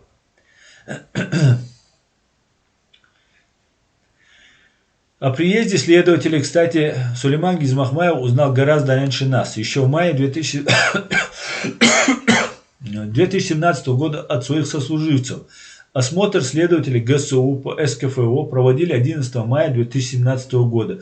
Накануне этого осмотра последний из задержанных на момент отъезда Сулеймана Гизмахмаева в конце апреля 2017 года в подвалах полка имени Кадырова оставалось 14 человек из числа январских задержанных. Были переведены в другие секретные тюрьмы Чечни, а сами подвалы были косметически отремонтированы. Здесь я бы хотел бы сказать то, что именно мужество, несмотря ни на что, несмотря на то, что он подвергал себя, своего брата, отца, которого уже сейчас нет в живых, угрозе, без сомнения, русские террористы и их пособники убивают мужчин и родственников, ближайших родственников, убивают, пытают, задерживают. Несмотря на этот риск, имея работу, имея там все возможности продвигаться на этой собачьей службе, Сулейман Гизмахмаев ушел из этого ведомства и придал огласке. И благодаря тому, что он тогда это сделал, 14 человек, которых готовили без сомнения на результат, не были казнены. Их перевели в другие места, и потом они получили большие сроки. Об этом тоже известно. Эти люди сейчас получили по 20 лет, там, по 18 лет. Очень большие сроки эти люди получили, но они не были казнены. И, конечно же, эти люди должны быть именно в связи с этим делом, они должны быть освобождены сразу же, как только начнется хоть какое-то подобие разбирательства, расследования, судебного расследования, или там возбуждено дело по этому факту будет, эти 14 человек должны быть отпущены. И они живы, на мой взгляд, без сомнения, благодаря Сулейману Гизмахмаеву. Но следователи решили еще серьезнее постраховать себя от обнаружения следов преступлений, которые не хотели обнаружить. В соответствии с УПК РФ они должны были осмотреть абсолютно все, без исключения, здания на территории полка имени Кадырова и подвальные помещения в них. Однако, как следует из протокола осмотра и сравнения его с планом схемой полка имени Кадырова, приложение к протоколу, том проверки номер 1, листы дела 165-171, следователи умудрились не заметить и пройти мимо огромного здания, указанного на плане схемы под номером 8. Вы, наверное, стрелку не видите, моей мышки. Но вот этот, если вы видите, наверху, вот это большое здание, это тот самый спортзал, где они были задержаны, где в подвале этого спортзала держались. И в самом углу вот здание 8. Что это за здание, мы узнали только от Сулеймана Гизмахмаева, когда ознакомили его с материалами доследственной проверки. Здание номер 8 – это тот самый спортивный зал, в подвале которого сидели 57 задержанных. Именно там Сулейман Гизмахмаев и другие сотрудники 5-й и 9-й рот полка имени Кадырова охраняли людей, незаконно помещенных в подвальное помещение, включая даже душевую. Именно там их допрашивали, пытали. Именно в этом подвале практически в каждой комнате в центре потолка был монтирован крюк, на который задержанного подвешивают вниз головой, а потом макают бочку с водой, пока он не начинает биться в конвульсиях. Эти и другие важнейшие детали мы смогли узнать только от Сулеймана Гизмахмаева. Сами задержанные, которые остались живы и впоследствии дали показания следственным органам и в суде, знали, что держали и пытали на территории полка имени Кадырова. Но они не ориентировались в расположении здания на территории полка, потому что всех их привезли туда с мешками на голове. Показания, полученные у свидетеля Гизмахмаева, в соответствии с законом об адвокатуре и УПК РФ, официально заверены нотариусом и составляют 37 страниц. Сегодня «Новая газета» опубликует монолог Сулеймана Гизмахмаева, в котором он рассказывает не только о преступлениях, которому стал очевидцем, но и о том, как молодые чеченцы, поступая на службу в российскую полицию, в итоге становятся палачами. Монолог. На фото вы видите Сулеймана Гизмахмаева. Я родился в 1989 году. Мое родовое село Ачхой-Мартан, Тайп-Чингой. Когда к власти пришел Джохар Дудаев, мне был год. Когда началась Чеченская война, 5 лет. Отец участвовал в первой чеченской в ополчении. Воевал вместе с Дудаевым, Масхадовым, знал Ахмада Кадырова. После Второй войны отец занял четкую позицию, как можно меньше общего иметь с государством. Он сам никогда не работал в государственной структуре и не хотел, чтобы его дети там работали. Мать развелась с отцом, когда мне было 4 года, уехала из республики. По чеченским обычаям дети остались родственниками отца. Я учился в Ачхой-Мартановской школе номер 1 с 1997 по 2007 год. Пробовал себя в вольной борьбе, как большинство чеченских мальчишек. В школе начал подрабатывать на стройке. После учебы в институт не пошел, в республике была разруха, а уехать из Чечни в Россию было дорого. Я пытался работать на моего знакомого, который жил в России. Он торговал валютой на Форекс, открыл в селе офис. Я уговорил своего брата уговорил своих друзей работать на него. А потом он стал мухлевать и не платил им зарплату, хотя зарабатывал какие-то деньги. А я вынужден был за него краснеть и обещать, а потом не выполнять обещаний. Я так не мог. Отец меня вбил, что за каждое слово и поступок нужно отвечать. И я бросил это дело. Армия для чеченцев была недоступна. Стройка, такси или полиция. Вот весь выбор. Я стал первым в своей семье, кто пошел работать в силовые структуры. Отец был категорически против. Но я ему сказал, я легко мог бы устроиться ментом Ачхой-Мартановского РОВД. Но я не хочу быть ментом, я хочу быть спецназовцем. Я хочу участвовать в спецоперации, бороться с терроризмом. Когда по ЧГТРК показывают полк Кадырова во всем обмундировании, это сильное впечатление для чеченских парней. Я думал, спецназ не полиция и не гаишники, пытками и взятками не занимаются. Буду в спецназе защищать людей. Здесь нужно пояснить, я говорил на эту тему с Сулейманом, терроризм, вот это все представлялось, что это какие-то люди, которые управляются извне, вот эти все люди, которые оказывают сопротивление, и они не хотят жить мирной жизнью, и их задача вести джихад до судного дня, вот все время воевать.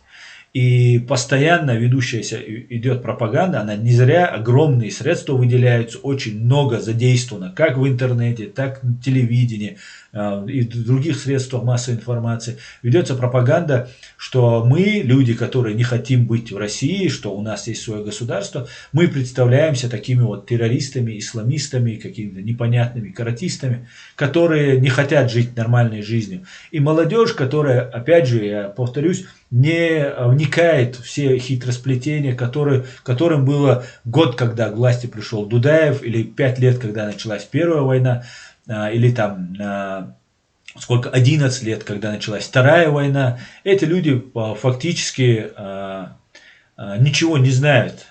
Или 10 лет, да, Сулейману было, когда началась Вторая война. Они ничего не знают. И эти люди пребывают вот в этой вакууме пропаганды. Обвинять их всех огульно, я вижу после общения с Сулейманом, не всегда верно. Потому что этих людей нужно как из ИГИЛ также вытаскивать. Конечно, там есть и идейные мерзавцы, но есть люди, которые попали и просто не могут оттуда уже выйти.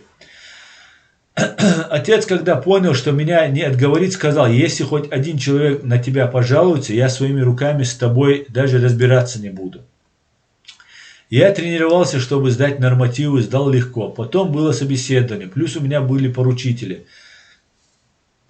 Друзья из села, которые уже служили в полку в районном РОВД. Через неделю после собеседования меня пригласили, и я заполнил анкету. Потом в течение 5 дней прошел приказ зачисления меня в полк стажером. История этого полка неразрывно связана с именем первого президента Чеченской Республики, это тот самый России полк. Ахмата Хаджи-Кадырова. Он был создан посмотрим. именно по его инициативе 15 лет назад. Поздравить сотрудников приехал лично Рамзан Кадыров вместе с руководителями силовых структур Чечни. На территорию полка патрульно-постовой службы специального назначения имени Ахмата Хаджи-Кадырова глава республики прибывает вместе с соратниками. Перед началом отдают дань памяти первому президенту и сотрудникам, погибшим при исполнении служебных обязанностей.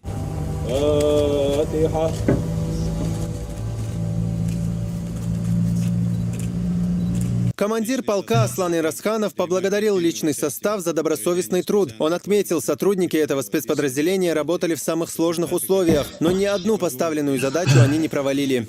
Личный состав полка принимает активное участие в проведении специальных, комплексных и профилактических мероприятий, результаты которых не позволили лидерам бандгруппы спланировать и осуществить крупномасштабные резонансные террористические акты. В период проведения общественно значимых мероприятий сотрудниками подразделения раскрыто и принято участие в раскрытии более 3000 преступлений. Задержано 1255, уничтожено 471 участников бандгруппы, из них 41 так называемых амиров.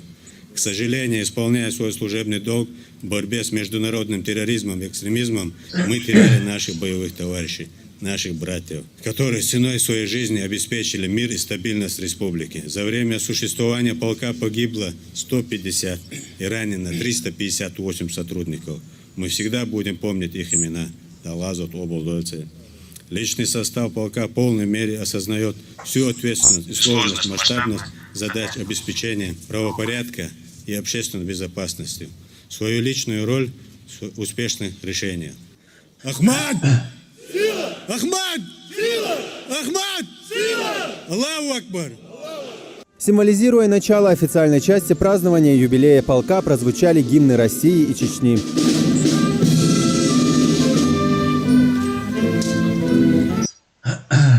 Если вы видите, это тот самый полк, и те самые люди. Вот это тот самый Аслан Ирасханов. Рамзан Кадыров вспоминает времена, когда полк имени первого президента только создавали. Российский гимн. Эти люди нашивки имеют, шевроны имеют российские, и эти являются кровью и плотью России, русских. Никакого отношения эти люди к чеченцам не имеют. Никакого. Только есть там этнически они родились, там вышли. Я имею в виду, кто вот стоит вот на этом помосте и там вещает. Да, среди нее есть, среди сотрудников есть люди, как Сулейман, молодые ребята, которых втянули в это под разным видом, под разным. И страх, и соблазн, финансы, вот, финансовый соблазн. Вот в таком плане людей обманом, пропагандой втянули. Это был очень сложный период, когда не было никаких... Вот этот, ну вот вы видите... К сожалению, не видно стрелку мою мышки. Вот это футбольное поле. Справа вы видите здание двухэтажное.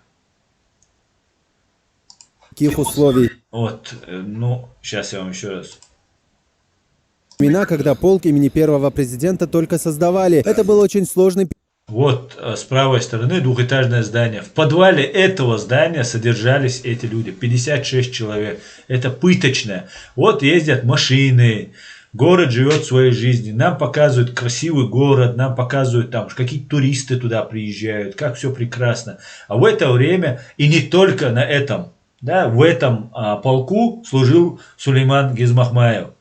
Он рассказал нам. А этих полков очень много по всей республике. Ну, не только полков, но разных там вот этих силовых структур. И у каждого есть люди, которые занимаются в интернете пропагандой, которые выявляют, провоцируют на преступления, потом задерживают, пытают, убивают. Есть эти пыточные тюрьмы, люди, которые пытают и так далее.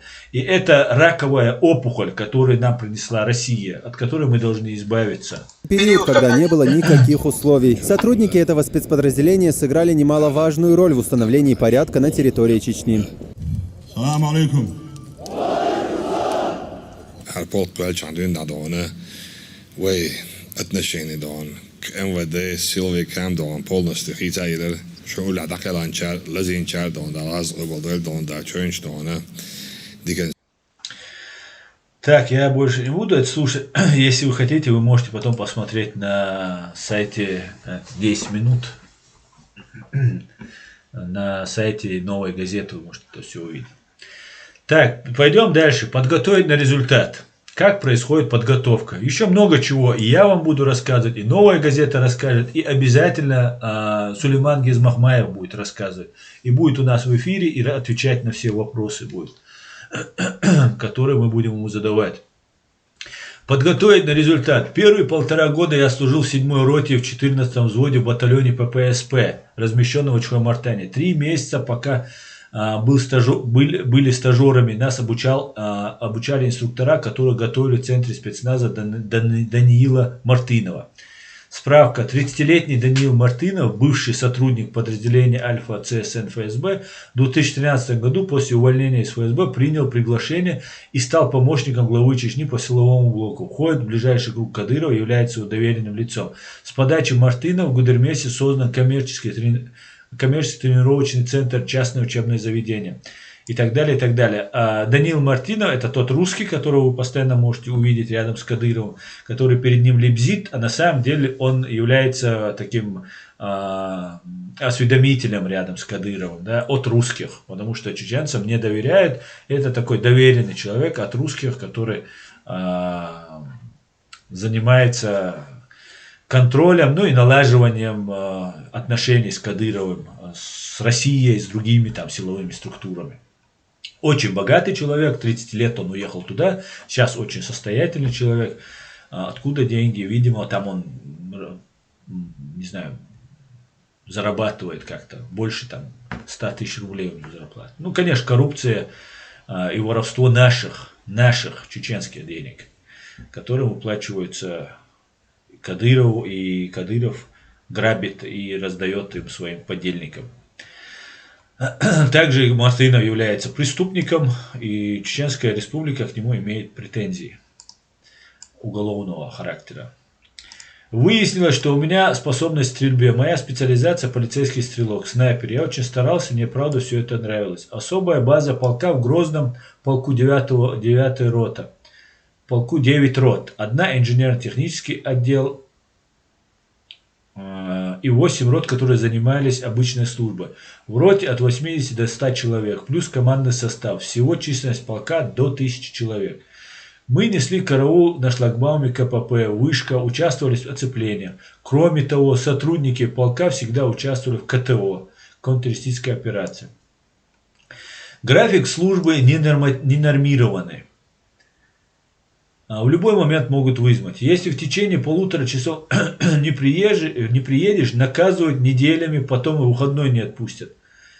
По 6 суток проводили на работе, 2 дома. Бывало часто так, что едешь домой и не доходишь, обратно вызывают, людей не хватало в роте.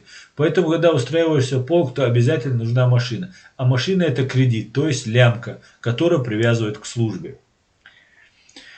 В феврале 2012 года, когда я перешел из стажеров в рядовые, впервые участвовал в КТО в Ножеюртовском районе. Кроме полка были задействованы другие структуры. Общие потери среди сотрудников чеченского МВД. Десятки погибших и раненых. Боевиков было убито всего 6. Боевиков было убито 6. Здесь хочу сказать, что Сулейман Гезмахмаев никогда не называет этих людей боевиками. Я не знаю, почему Новая газета это написала, но он никогда этих людей не называет боевиками. Раненых боевиков всегда добивали на месте. Настоящие боевики живыми никому в Чечне не нужны. Под пытками они могут сказать много лишнего. Да, это правда. Раненых наших бойцов, какому, как бы они там не обозначались, добивали. Раненого не пытались спасти, а добивали. Потому живыми они не нужны. И не только потому, что они что-то могут сказать, на мой взгляд, а потому что эти люди будут символами борьбы за свободу против русской оккупации. Хотя чуть-чуть наше национально-освободительное движение, благодаря упорной 20-летней борьбе, даже больше 25-летней российской пропаганды и некоторых полезных идиотов, чуть-чуть смещена, чуть-чуть. Но это все мы исправляем и исправим. Контртеррористическая операция, о которой идет речь, проходила в Чечне с 14 по 18 февраля 2012 года. Целью было уничтожение бандгруппы чеченского полевого командира Магарби Тимиралиева. Операция проходила в труднодоступном горно-лесистом участке на границе с Дагестаном. Чеченские власти отказались от помощи ФСБ, Минобороны и даже дагестанских соседей. На время операции силы МВД Республики Дагестан были приведены в готовность. В результате чеченские силовые структуры понесли самые большие потери с окончанием Второй Чеченской войны. Только по предварительным данным погибло 17 чеченских полицейских, 24 были ранены. Часть боевиков скрылись. Дает справку «Новая газета». Я здесь поясню. По данным Сулеймана Гизмахмаева, в этом боестолкновении погибли все наши бойцы и погибло более 30 российских сотрудников полиции и более 30 были ранены. Здесь указывается про 17 убитых. А Сулейман говорит, что их было более 30 убито тогда. И более 30, и столько же были ранены. Часть оружия боевиков, в основном старая или непригодная к стрельбе, сдавалась официально следственным органам. А хорошие мы забирали себе и никак не оформляли. Это оружие потом использовалось для разных целей. Например, для продления режима КТО в Чечне силовикам невыгодно. Если режим КТО снимает, снижается финансирование, нет показателей. Здесь я тоже хотел бы сделать небольшую поправочку. А то здесь складывается впечатление, что Сулейман какие-то оружия тоже там забирал себе и так далее. Там убито несколько боевиков, как они говорят.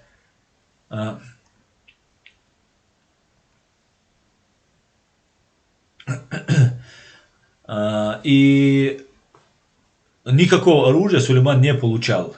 И в этих операциях Сулейман принимал участие, лично Сулейман принимал участие где-то в отцеплениях больше всего, там, или где-то там перекрыть там отступление, если это будет. Непосредственно в боевых столкновениях Сулейман и его небольшая вот эта группа, и его товарищи, которых я тоже знаю, они не принимали участие. У каждого начальника РОВД есть доверенные лица из числа сотрудников. Тут я пропустил. Мы не оформляем. Это оружие потом используется для различных целей, например, для продления режима КТО в Чечне. Силовикам невыгодно, если режим КТО снимают. Снижается финансирование, нет показателей. Продлевание режима КТО, сейчас вы дальше тоже услышите, как это делается. Как чеченцы, называющие себя люди чеченцами, убивают наших людей. Чтобы у них продление КТО было, там, чтобы им деньги были, чтобы они были уважаемы там, перед своими этими ватниками, чтобы на клопу на русском ватнике жилось хорошо, они убивают чеченцев. У каждого начальника РОВД есть доверенные лица из числа сотрудников, которые делают грязную работу. Им дают оружие боевиков. Боевиков не говорит Сулейман, но это говорит Милашина. Хотя как бы это вроде бы как от его слов говорится. И дает оружие боевиков, и они обстреливают какой-нибудь КПП или воинскую часть. И опять в республике вводят усиленный режим. Если кого-то из этих людей убивают в перестрелке, их задним числом увольняют и объявляют федеральный розыск как пособников террористов. Здесь тоже очень важно. Если эти люди, выполняющие грязную работу перед русскими, ну, перед своими хозяевами, их убивают, их задним числом увольняют и делают из них террористов, объявляют розыск и делают их пособниками террористов или террористами. Так вот, когда они становятся, уже мертвые, они становятся террористами, будь их дети, будь их родственники, братья, сестры, они уже попадают в поле список террористов.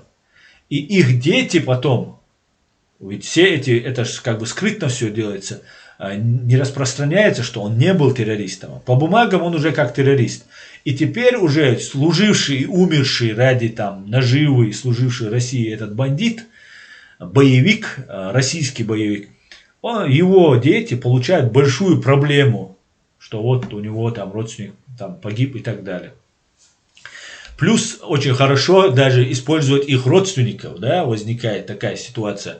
Погибает этот бандит российский, и потом его брат, которого берут на службу, дальше такой же бандит, как и его брат, например, он может внедряться в какие-нибудь наши группы чеченские, в том числе религиозные, где говорит, что вот там его брат на джихаде погиб, вот он в списке боевых террористов, видите, вот он в розыске был там и так далее, и вот его убили и так далее, и этот человек будет вызывать доверие и еще, ну как бы, вот как получилось,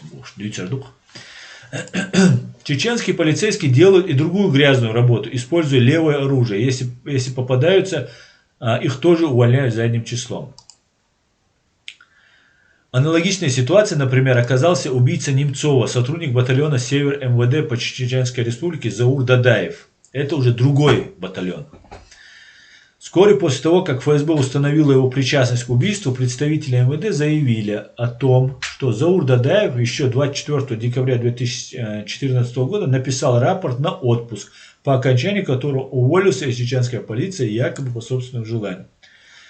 Если у боевиков находят деньги, пишет Елена Милашина, боевики, их забирают себе сотрудники подразделения, которое ликвидировало боевика, пишет Елена Милашина.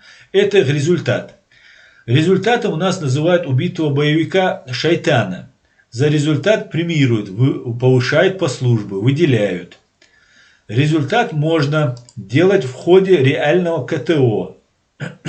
Но легче кого-то поймать, продержать в подвале, пока не отрастет борода, а потом вывести в лес и под видом боевика ликвидировать. Это называется подготовить на результат. Я услышал это выражение, как только устроился в полк. А сам с таким столкнулся весной 2012 года. В начале весны на базу привезли 18-летнего парня и спустили в подвал.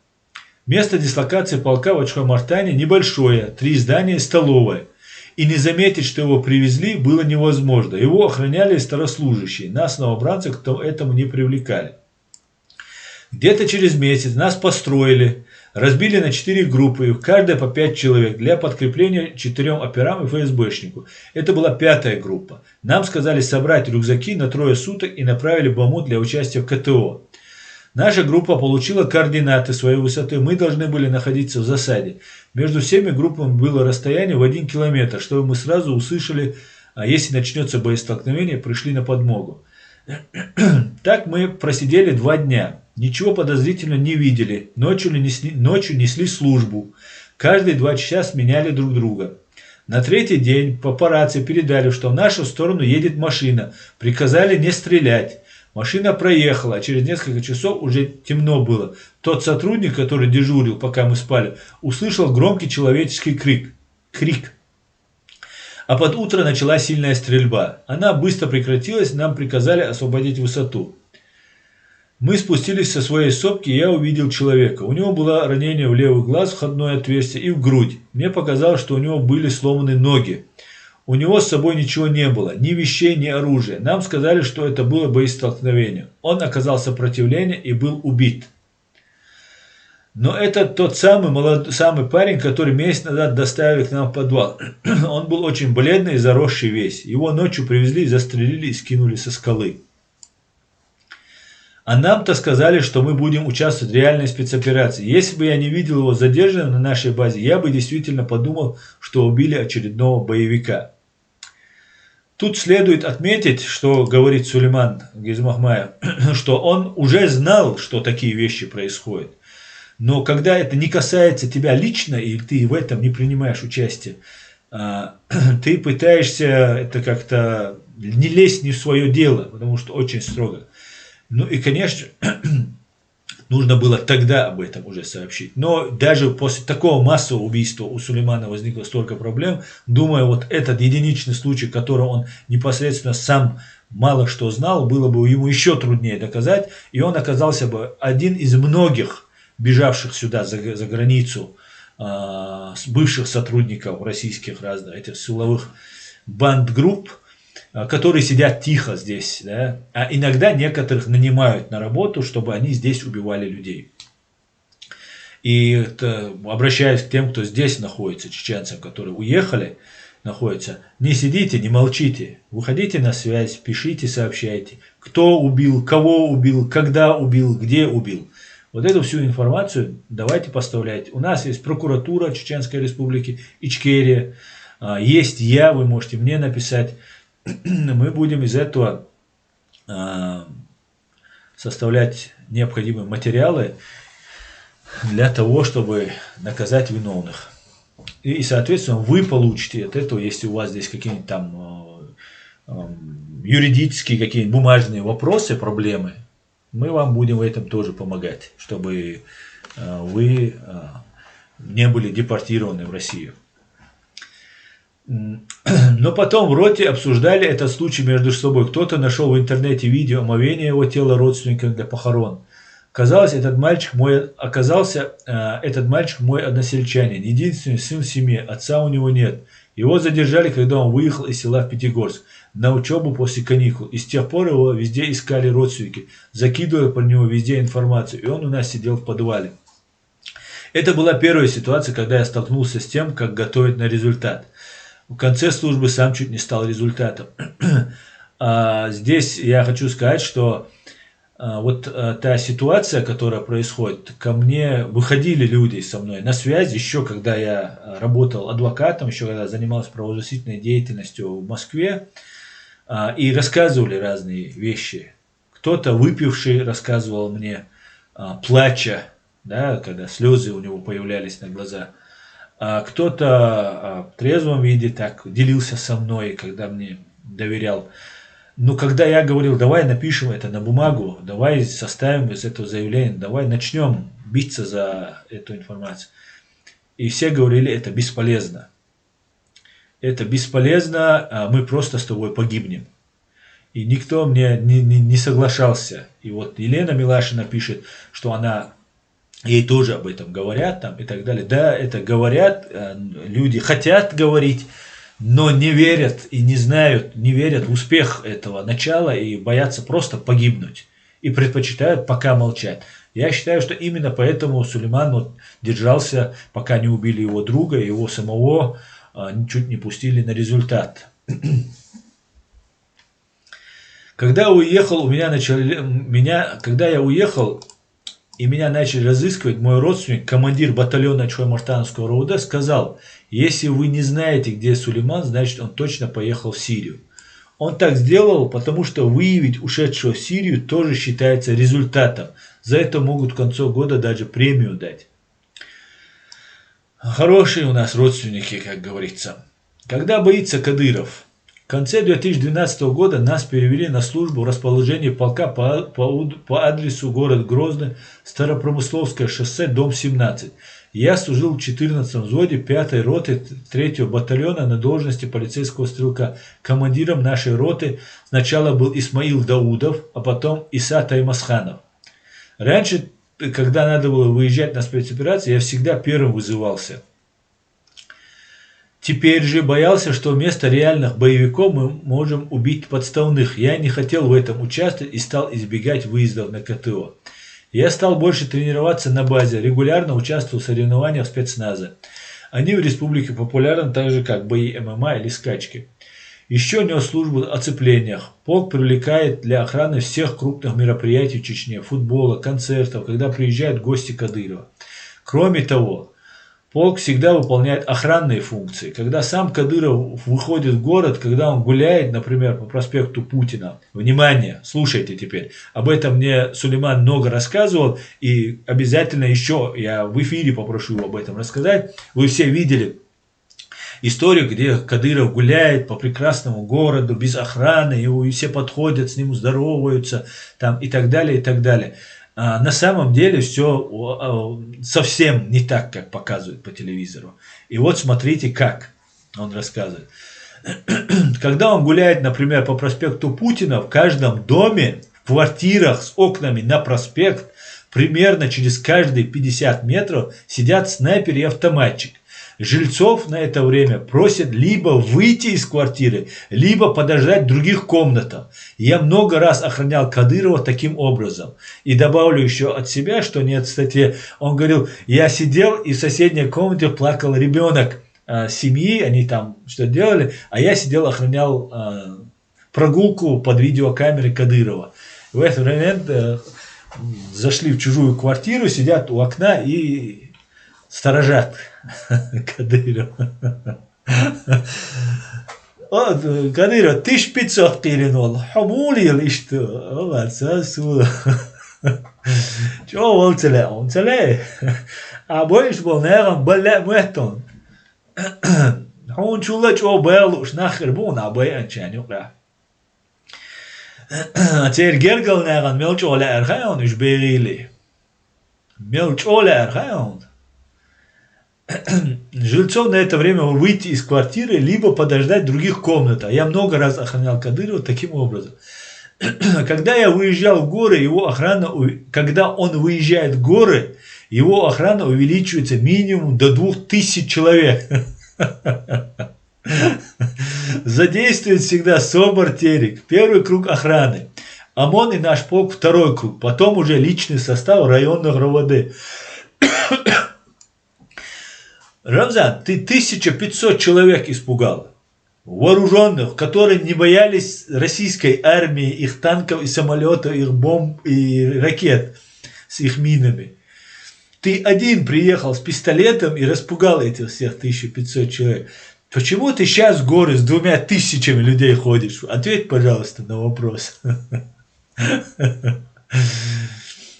Когда по ЧТРК показывают, как Кадыров руководит спецоперацией по уничтожению боевиков, это спектакль. Сначала боевиков убьют, территорию зачистят, оцепят. Только после этого приезжает Кадыров с личной охраной и камерами.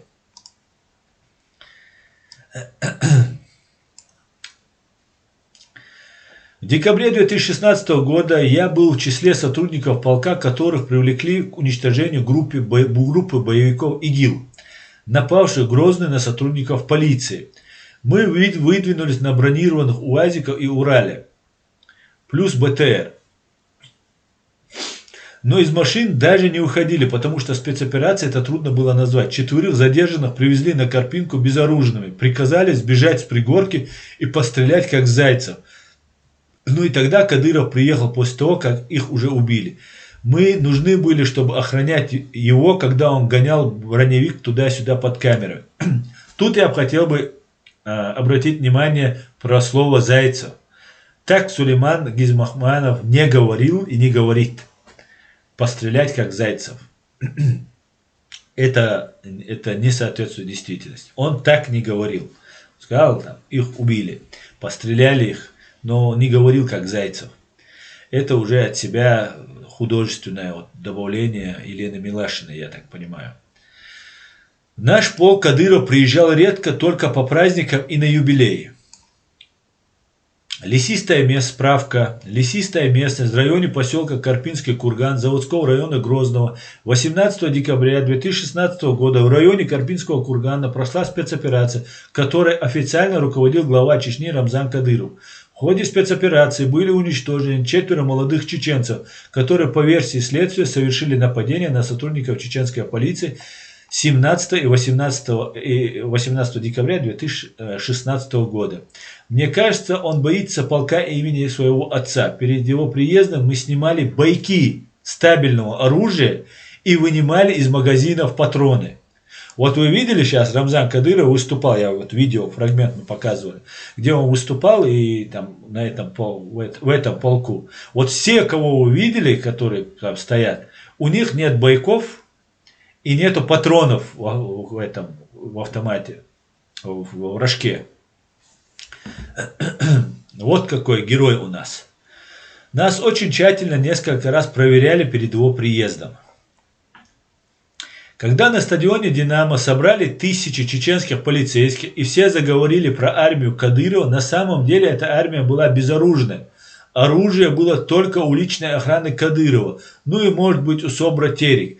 Его Кадыров не боится. СОБРом руководит его друг детства Абузейд Висмуратов по кличке, как я его называю, русский патриот. помните то, когда они там, если Путин прикажет, мы боевая пехота Путина, выйдем в Украину воевать там и так далее, и так далее.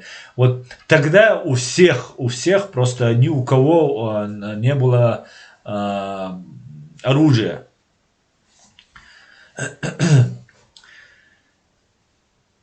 Короче, просто это толпа людей была, которую собрал Кадыров для понтов. Стимулы и поборы. Сотрудников чеченской полиции поощряют за поимку шайтанов. В кавычках. Однажды нам пообещали 1 000 000 рублей и Toyota Camry. Как все бросились боевиков искать. Просились увольнительную или наоборот, на выезд КТО. Звонили в полк. Поднимали за ночь по 2-3 экипажа на задержание. Но я не видел ни одного сотрудника полка, получившего в итоге 1 000 000 или Camry. Ну, вот этих падких на деньги людей, среди них таких большинство, я так считаю, но не все, конечно же, их Кадыров вот подкармливает и иногда вот забрасывает и начинает этих людей гонять. И они бегают, там ищут людей, кого бы убить. Представьте, ночи мы раньше словом даже не могли себя друг друга оскорбить. С появлением интернета, конечно, этот обычай давно потерялся. Но сейчас уже просто чеченцы убивают. Ничего не изменилось, чеченцы. Мы все равно возместим то, что нам сделали. Не сегодня, не завтра, через 10 лет, через 20, 30 лет мы, через 50 лет мы возмещали то, что было. Охота ли вам, будучи уже дедушкой, когда к вам постучат в дверь, скажет: у меня к вам дело, молодой человек, или не молодой уже человек, и придет к вам молодой человек. А еще хуже, если пострадает ваш сын, ваш внук, или там, ваш племянник, или брат. Но, видимо, вы об этом не думаете. Справка о том, что сотрудников чеченских силовых подразделений стимулируют обещанием больших денежных премий, давно говорил и сам глава Чечни. Ну так. Это российский Адат, который рекламирует тут Елена Милашина. Здесь хочу сказать, что Адат канал является проектом российских спецслужб, которым помогают российские журналисты, непосредственным руководителем, который является отец судья, федеральный судья, верховный судья чеченской, бывший верховный судья Чеченской Республики. И поэтому рекламу этого канала мы здесь не будем делать. Запомните, Адат — это Рус-Адат. Когда я поступил на службу, командиром полка еще был Джихад Вахид Усмаев. При нем, если кто-то уже совсем явно для звездочки приводил человека, из которого выбили признание в терроризме, то Ваха сам его допрашивал.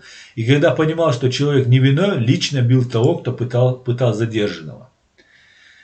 Ну, короче, нравы у них хорошие там. Справка. Джихад, позывной чеченского силовика Вахита Усмаева, входящего в близкий круг Рамзана Кадырова. Усмаев командовал полком патрульно-постовой службы имени Кадырова в течение 10 лет, затем занимал разные должности в республике. В марте 2020 года был назначен вице-премьером Чечни. Но, видимо, Вахид матерый убийца, раз ему такие должности дают. Но пытается быть справедливым, служа сатане, Вахид Муса, ну, плюс хотя бы есть небольшой. В августе 2014 года командиром полка назначили Аслана Ирасханова, друга Висмуратова. Принимал он новых сотрудников полк так. Однажды вывели из подвала несколько задержанных. Ирасханов берет у своего охранника пистолет и говорит тем, кто пришел устраиваться: смогли бы убить человека, чтобы попасть в полк. И что он сделал, спрашивает один парень. А что он сделал, спрашивает один парень. Он шайтан, говорит вот этот Аслан Ирасханов. Охранник Ирасханова перед этим из магазина все патроны вынул. Но парень-то об этом не знал. Так ведут себя люди, которые... И этот парень берет пистолет, целится в голову и спускает курок. Охранник Ирасханова перед этим из магазина все патроны вынул. Но парень об этом не знал. Так ведут себя люди, которые перед своими друзьями и односельчанами были трусами. Дай такому в руки оружие и власть, и он начинает чувствовать себя чуть ли не богом. Ну, приблизительно описание Кадырова только что было. Через месяц после назначения Ирасханова с каждого сотрудника стали собирать по 2000 рублей. Это примерно 2 миллиона рублей в месяц со своего полка. Нам говорили, что эти деньги берут якобы для оплаты бензина и запчастей для автомобилей, используемых во время проведения операций. То есть, вот эти сотрудники, которые служат русским, еще собирают деньги, чтобы ездить и убивать чеченцев на бензин и так далее. Просто в голове не укладывается, да? У меня нет, я не знаю, как у вас. Моя зарплата самая высокая, какую я получал уже в должности старшего сержанта, 43 тысячи рублей. На сегодняшний день 43 тысячи рублей это где-то 500 евро. Когда евро стоил 40 рублей, 45 рублей, ну это где-то 1000 евро.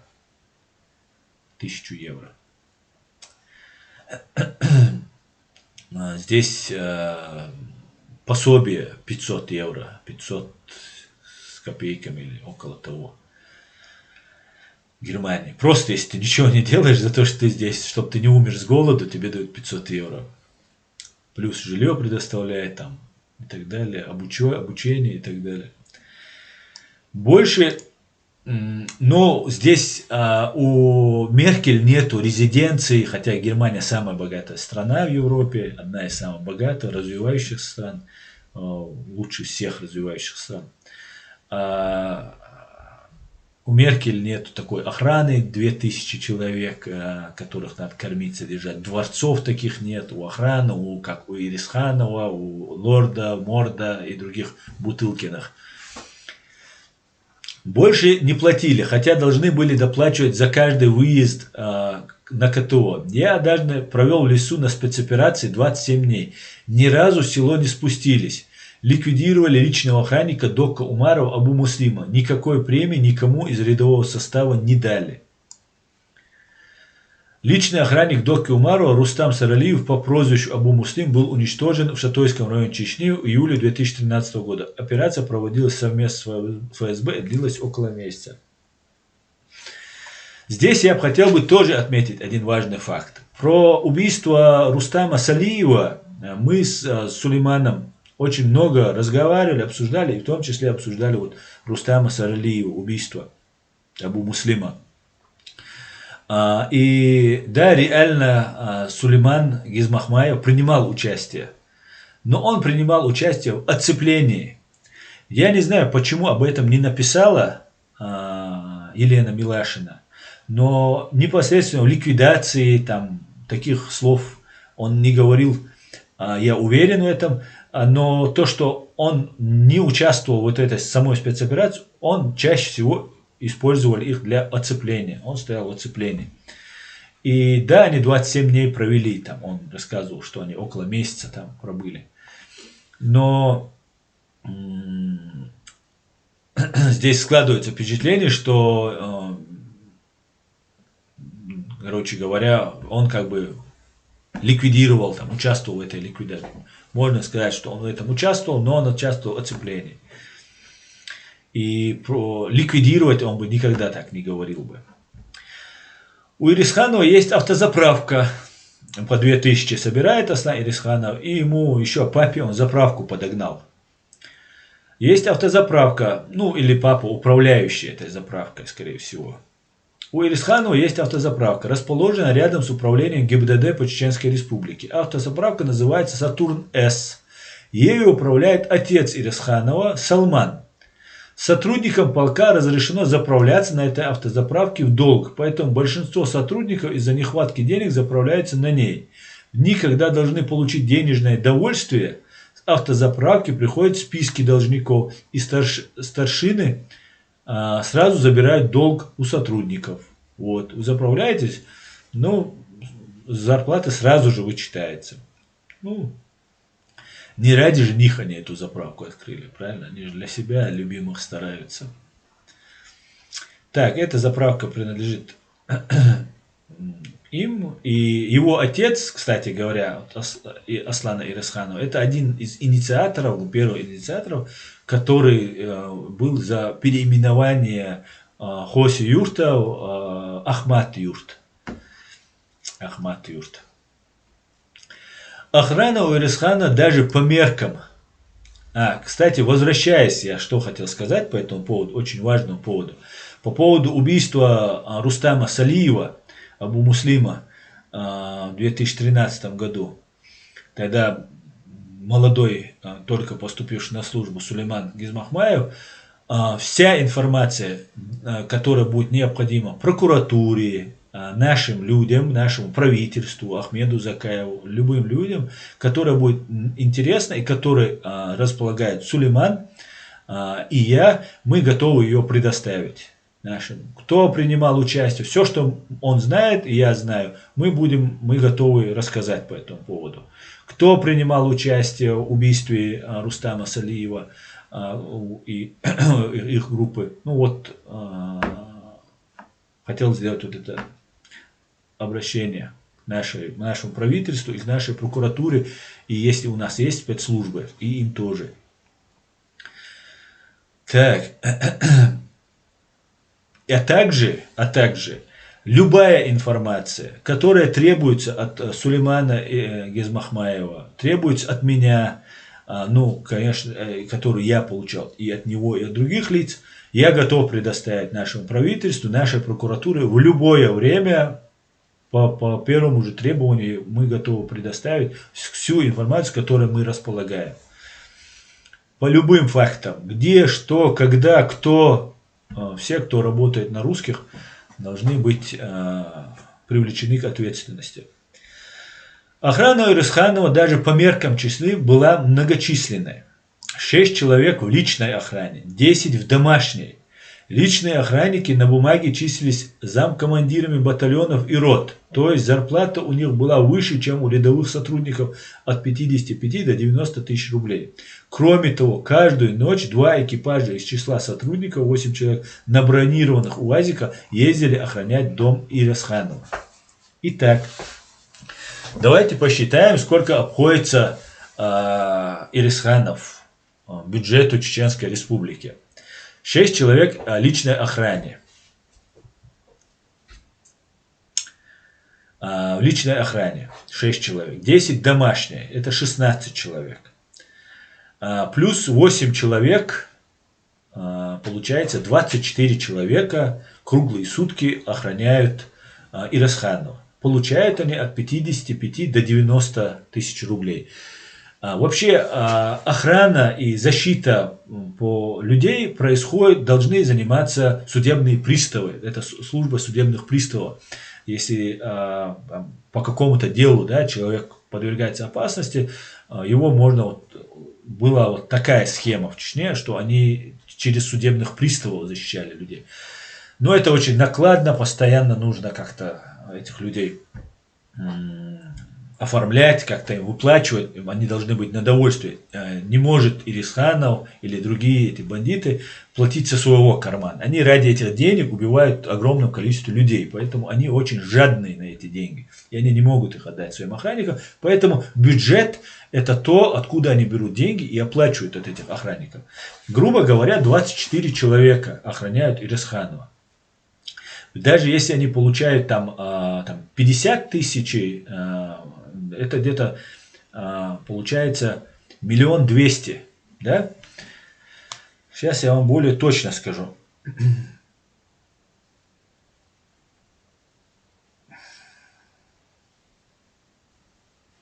1 200 000, если они по 50 тысяч рублей получают. Кто-то получает, возьмем где-то, возьмем 24 умножить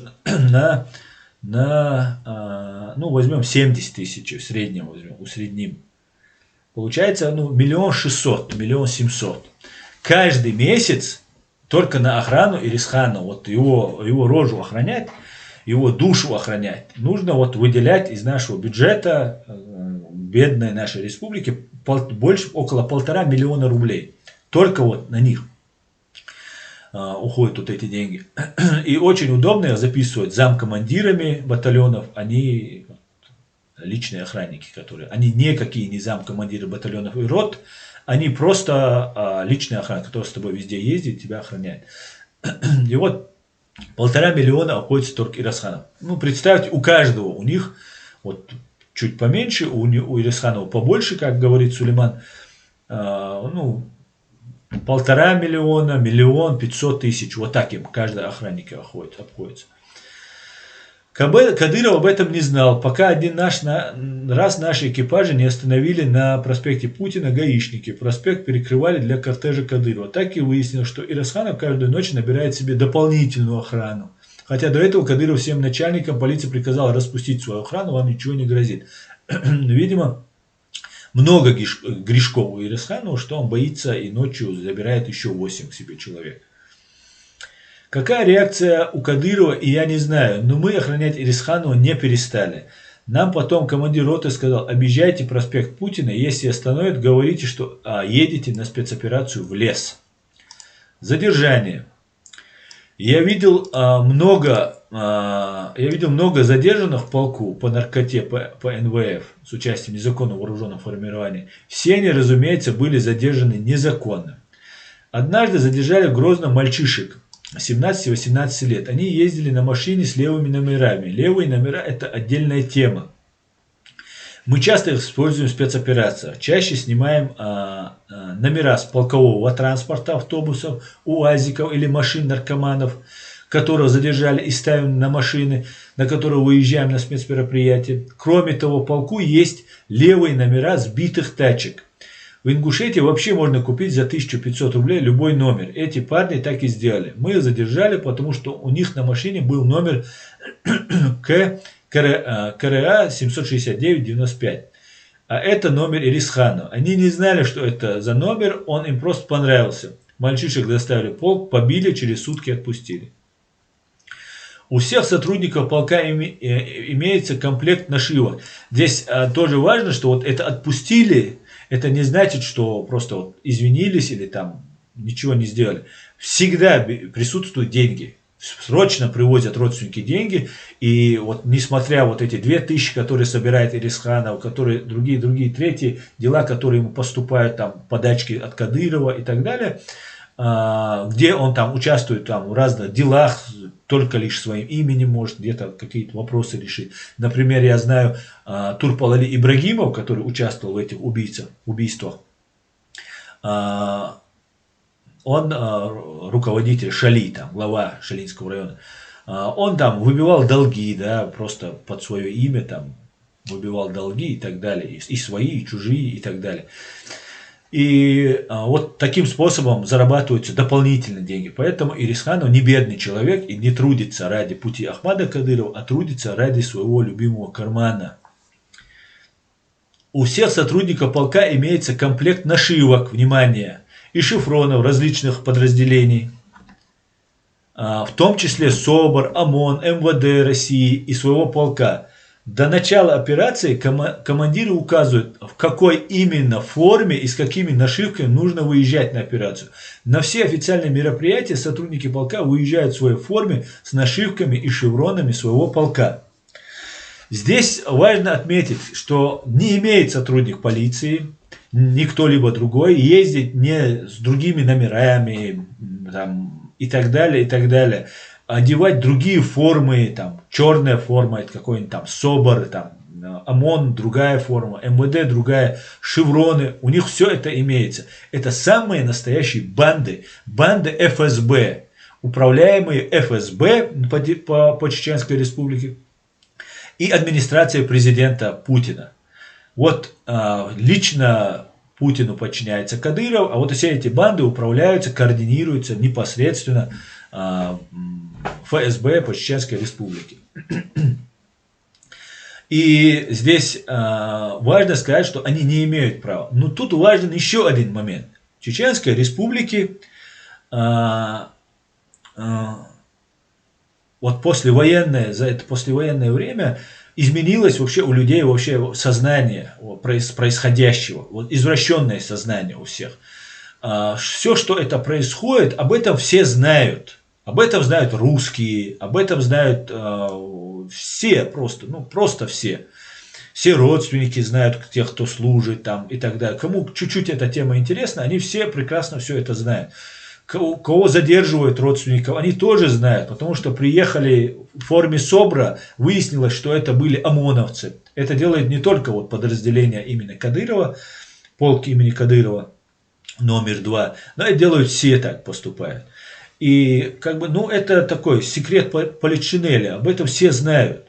И это не считается каким-то там преступлением, хотя на самом деле, в соответствии с законом, эти люди совершают преступления. Это обычные банды, которые русские, называя нашу законную власть бандитской, неплохой, нехорошей, убив, уничтожив, поставили нам вот эти банды. Но зная всю систему управления государства, имея здесь на Западе связи, желая иметь эти связи и быть уважаемыми людьми на Западе, они соблюдают конспирологию, они делают вид, такая имитация происходит, имитация полка патрульно-постовой службы. Вот Елена Милашева называет наших партизан боевиками, там, они их называют шайтанами и так далее. Так вот, боевики это на самом деле вот эти люди, вооруженные банды. Что пришедшие вооруженные российские армии и ФСБ, что вот местные вот из предателей, которых набрали к себе вот в эти банды. Поэтому вот как у Джорджа Оруэлла, все ровно вот наоборот. Зло это добро, война это мир, банда это чистые защитники, искренние защитники, которые ни за деньги, ни за что, просто искренне защищают свою родину и свой народ. Это боевики, бандиты, террористы. А вот те, кто продается за деньги, служат убийцам своим, это патрульные, вот их Елена Милашева не называет их, там, их называют полицейские, там, сотрудники там, и так далее. Хотя их нельзя никак обозначить. Вот только вот поэтому можно уже видно. И это делается, я скажу вам, делается не только в Чечне. Не так массово, не так грубо, потому что у нас, знаете, у чеченцев в этом плане вот это лицемерие, ну, оно есть среди нас, конечно же, среди чеченского общества, как и везде, но при всем при этом мы как бы несерьезно к этому относимся. Ну, мы не можем откровенно лицемерить. Ну, если мы одеваем форму СОБРа, будучи этим, ну, мы одеваем, ну и что? Мы не скрываем этого. Это вот такая вот у нас фальшивости немного у нас, даже среди тех. Это отличительное, это, скажем так, культурный код чеченцев. Не у всех все это сейчас искажается, выбивается, теряется, но у нас это, ну вот открыто, вот как Кадыров там, да, закон, не закон, убивайте, говорит Апти Алаудинов, замминистра. Кадыров так говорит, убивайте, приказываю, там, закон, не закон, убейте, короче. Вот такого плана. Поэтому, когда вот это происходит, им не кажется, вот этим молодым ребятам, которые не имеют там высшего образования, которые не жили даже в России, не видели, как работает даже российская полиция в России, в Чечне, они как бы, ну, извращенное вот это восприятие. И с этим надо бороться. И мы будем бороться, будем доносить информацию до людей, объяснять этим молодым людям, что вы просто ведете наш народ в ад. Он в аду сейчас находится, но вы продолжаете его туда вести. Так, до начала операции командиры указывают, в какой именно форме и с какими нашивками нужно выезжать на операцию. На все официальные мероприятия сотрудники полка выезжали в своей форме, с нашивкой и с шевронами своего полка. Только вот когда запутать следствие, запутать родственников, они вот одевают чужие шевроны, чужие нашивки, чужие формы.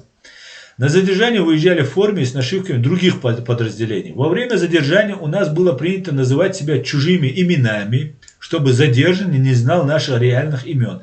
Иногда разговаривали только по-русски, чтобы выдать себя за федералов.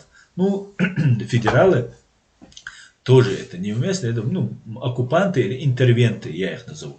Ну, Елена Милашина, конечно, имеет право так сказать. Но массовые задержания на моей памяти до 2017 года были всего 2 раза. В 2015 году были задержаны из моего района в селе Катыр-Юрт. Была группа в WhatsApp, где-то 30-35 человек. Что за группа, не знаю. Задержанных продержали в подвале, но потом всех отпустили. Я знаю эту историю, там были задержаны разные люди. И эти люди исповедуют суфизм, салафизм они исповедуют. И они не признают вот разные вот течения, которые есть в чеченском обществе исламском. Но они не были никакие террористы, они просто изучали. И их забрали, и некоторых 30 дней, некоторых 60 дней, даже может быть дольше, вот я могу сейчас ошибаться в этих цифрах, сколько их продержали, но их заставляли учить молчь ешь амуркаш, учить маулиды, есть такие песни в исламе, в суфизме, вот эти песнопения, вот их стихи, скажем, правильнее будет стихи сказать, вот эти стихи их заставляли выучить наизусть, и вот их таким образом перевоспитывали, били, пытали, не кормили и так далее, это все присутствовало, но никого не убили. На моей памяти, по-моему, никого тогда не убили. В 2016 году было очень много задержанных из села Бино и Ойсхара, Юртовского Удмуртского района. Все задержанные обвинялись в подготовке покушения на Кадырова. Тогда в его резиденции в Биное заложили взрывчатку. Покушение на Кадырова. Весной 2016 года было предотвращено одно из самых серьезных покушений на главу Чечни, в котором участвовали выходцы из родового села Кадыровых-Центрой, а также сел Биной и Ойсхара и других. В подготовку было вовлечено большое количество людей. За покушением стояли враги Кадырова. Когда кого-то влиятельный в Чечне клан Ямадаев, резиденция Кадырова в селе Биной, была обнаружена взрывчатка и схрон с оружием, Новая газета опубликовала информацию о неудачном покушении на Кадырова осенью 2016 года. Сначала представители чеченской власти категорически отрицали этот факт, а потом его признал Кадыров и подтвердил помощник главы Чечни по силовому блоку Даниил Мартынов. Короче, бандит по силовому блоку Даниил Мартынов будет правильно. За эти преступления стоят братья Ямадаевы, кровники и главы Чечни. Все обстоятельства подготовки покушения говорят о том, что чеченская элита расколота. Материал 2017 года. Вы это все можете прочитать на сайте Новой газеты. Я точно знаю, что минимум 2 из этих задержанных мертвы. Одному отбили почки, он умер в Джалке, родовом селе Демельханово. Второго звали Умар. Его допрашивал лично Висмурадов. В ходе допроса он оскорбил задержанного. Обратился к нему уничижительно, как к женщине. Умар ответил: «Ты кто такой, чтобы так со мной разговаривать и поворачиваться ко мне спиной?» Висмурадов схватил кувалду и с размаху ударил задержанного по руке, раздробил кисть. Умара забили до смерти и похоронили тайно недалеко от полка. Я знаю место. Здесь хочется вспомнить, когда я слышал этот рассказ от Сулеймана, я вспомнил недавние кадры в Сирии, когда русские террористы из Вагнера пытают одного дезертира сирийского, который из асадовской армии убежал, и выслали под песню «Я русский десантник, я убиваю чеченскую женщину, мать, а потом ее ребенка», играет эта песня, и они пытают вот этого сирийского дезертира.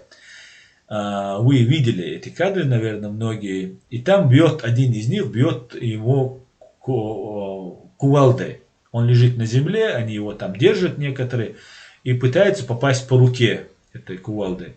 Тот руку дергает, там, по ноге, тот пытается, тот не попадает, несколько раз бьет, и в конце концов попадает в руку ему. И она в лепешку, все, руки нет, кисть вся, палец там отлетает, раздавлена рука. Он не ожидал, видимо, до конца, что вот так с ним будут жестоко машут, там, ужас у этого человека в глазах виден. Потом они ему в штаны закидывают запал от лимонки, выдергивают чеку, не саму лимонку, а вот этот запал. Ему закидывают в штаны. Она взрывается, это все разрывает ему. Потом они отрезают ему голову, отрезают руки, ноги, подвешивают его на веревках или на тросике, и обливают керосином и сжигают это тело. Это так, назидание показать, что они вот делают с человеком. Эта запись попала американцам, я так понимаю. Такие записи, они не расходятся. Когда американцы уничтожили от 200 по другим данным, от 300 по другим данным до 600 русских террористов и осадовских вот этих прихлебателей, эта запись попала, видимо, к американцам. И она так стала достоянием общественности. Вот приблизительно я смотрел на этих русских террористов и думал, ну что за зверье эти люди. Вот приблизительно такой же Абузаид Висмурадов по кличке Русский Патриот. Человека избить кувалдой, ему раздробить руку, кисть, и потом его избили и убили они его. Так они делали много раз. Абузаид Висмурадов по кличке Русский Патриот также убил по одним данным одного племянника, по другим данным мне клялись люди, что 100% знают, что двоих своих племянников, которые не поддерживают своего дядю и курс предателя Ахмада Кадырова и Рамзана Кадырова, соответственно, он убил своих брата, сына и сестры сына. Хунах будешь. Что из-за люди? Вот вы подумайте, ночи. Подумайте, хунах бу, вайн хагойч беш, телевизор, чё. Вай командай хиттан, камилш деш беш, иш хунах бу. Теперь уровень нравственности, теперь уровень порядочности, теперь внутренний мир, хумирью теперь. Саган кувал дияч. Наган, короче, лекш айда, нах боиш. Хочу топить беш. Кег беш, боиш. Тамтях, бою касел вирам. Хамоста вала муадала, ну, вуйка. Жалей бол беш уха, винакай. Бирхамам, хирбу. Ну, ишь из нахбоишь, и хунахбу вообще. Шу да вообще, мильшду вообще. Шу вообще дол бичер дойла, нохчих ома нюхрит. Ванах, шу му, вообще, шу му да дагаду. Ца просто нахбоишь, иш, вайшай двизалш, бамух он мабаишь, дюнер, бой армабуш двизалш.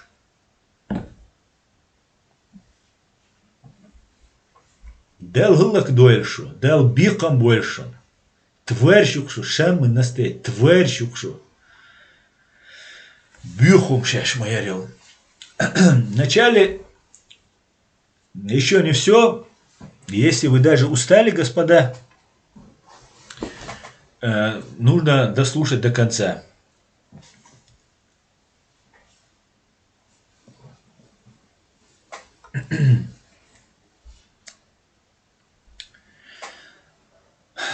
Самое интересное сейчас еще будет, подождите. В январе 2017 года, в начале января 2017 года командир роты Исатай Масханов сообщил нам, что будут проводиться задержания. Как я понял, ФСБ следили за Узумхаджи Мадаевым и его контактами. Полного списка людей, подлежащих задержанию, изначально не было. ФСБшники и опера представляли данные первых задержанных. Они под пытками сдавали кого-то, те еще и еще. Здесь стоит отметить, что вот ФСБшники дают информацию. ФСБшники вообще занимаются информационным сбором, как и ГРУшники. И здесь, ну, вообще имеется в виду информационном сборе, но именно вот полк, в котором служил Сулейман, курировался ФСБ. И поэтому, опять же, подтверждается то, что именно ФСБ стояла за убийством вот этих 13 человек в полку имени Ахмада Кадырова.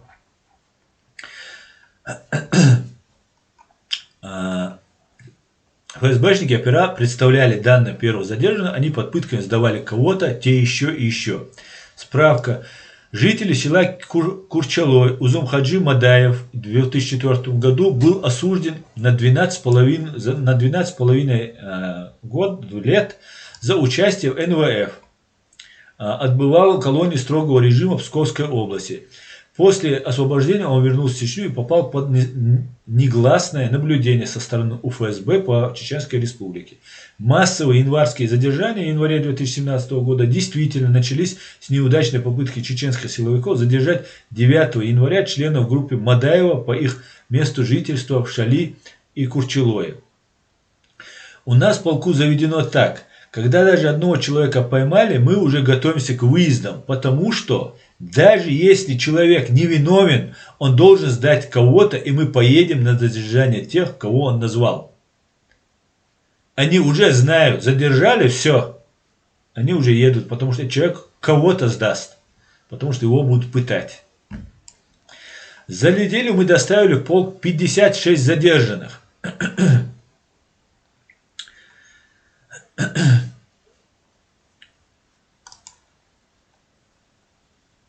Вот, смотрите, возвращаясь еще раз, чтобы было понятно. В январе 2017 года им сообщили, что нужно вот задержать людей. ФСБшники и оперативники представляли данные первых задержанных. ФСБшники, вот как я и говорил, от начала задержания ФСБшников, задержания вот этих людей в 2017 году, которых казнили, эту информацию и Расханову предоставили ФСБшники. Второй полк задержал, привез, пытал, допрашивал, все как нужно оформлял. Приезжали ФСБшники, записывали, контролировали, управляли всем процессом, принесли протокол, подписку о невыезде, и после этого отдали приказ, без сомнения, ФСБшники казнить этих людей. В этом нет ни малейшего сомнения. И вот об этом Сулейман прямо рассказывал, что ФСБшники представляли данные первых задержанных. У нас в полку заведено так. За неделю мы доставили в полк 56 задержанных. Многие из них впервые друг друга увидели только в нашем подвале. А еще до 9 января к нам в полк привезли 4 человек. Среди них был Дубаев Ризван, весь седой. Седой, 45 лет. Оказалось, у нас с ним есть общие родственники. И Саламбек Патаев. Ему сломали руку, он сдал очень много людей.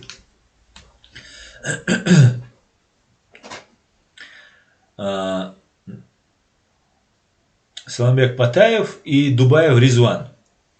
9-10 января нам скомандовали на построение, выезд через час. Из сотрудников полка были сформированы штурмовые группы. Все сотрудники были в форме цифра, в разгрузке, в касках, бронежилетах, то есть в полной экипировке. Выезжали в основном в вечернее и ночное время. Задержания проходили в Гудермесском, Курчелоевском, Шалинском, Грозненском районах и в Аргуне.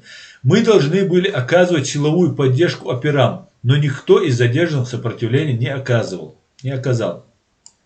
То есть просто абсолютно безвинных людей просто задерживали, привозили конвейером, потому что так сказала ФСБ. Потом ФСБ допросила, собрала информацию, сказала: убирай вот этих. И Расханов, Турпал Али Ибрагимов, они убили этих людей. То есть полная экипировка. Выезжали в основном в вечернее и ночное время. В ночное время, во-первых, нельзя задерживать людей по закону России.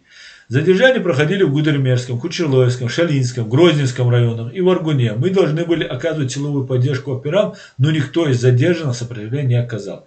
Я участвовал в задержании 9 или 10 января по 13 января. В основном в Курчелоевском районе, село Майртуб, Цоци-Юрт и в Шалинском районе.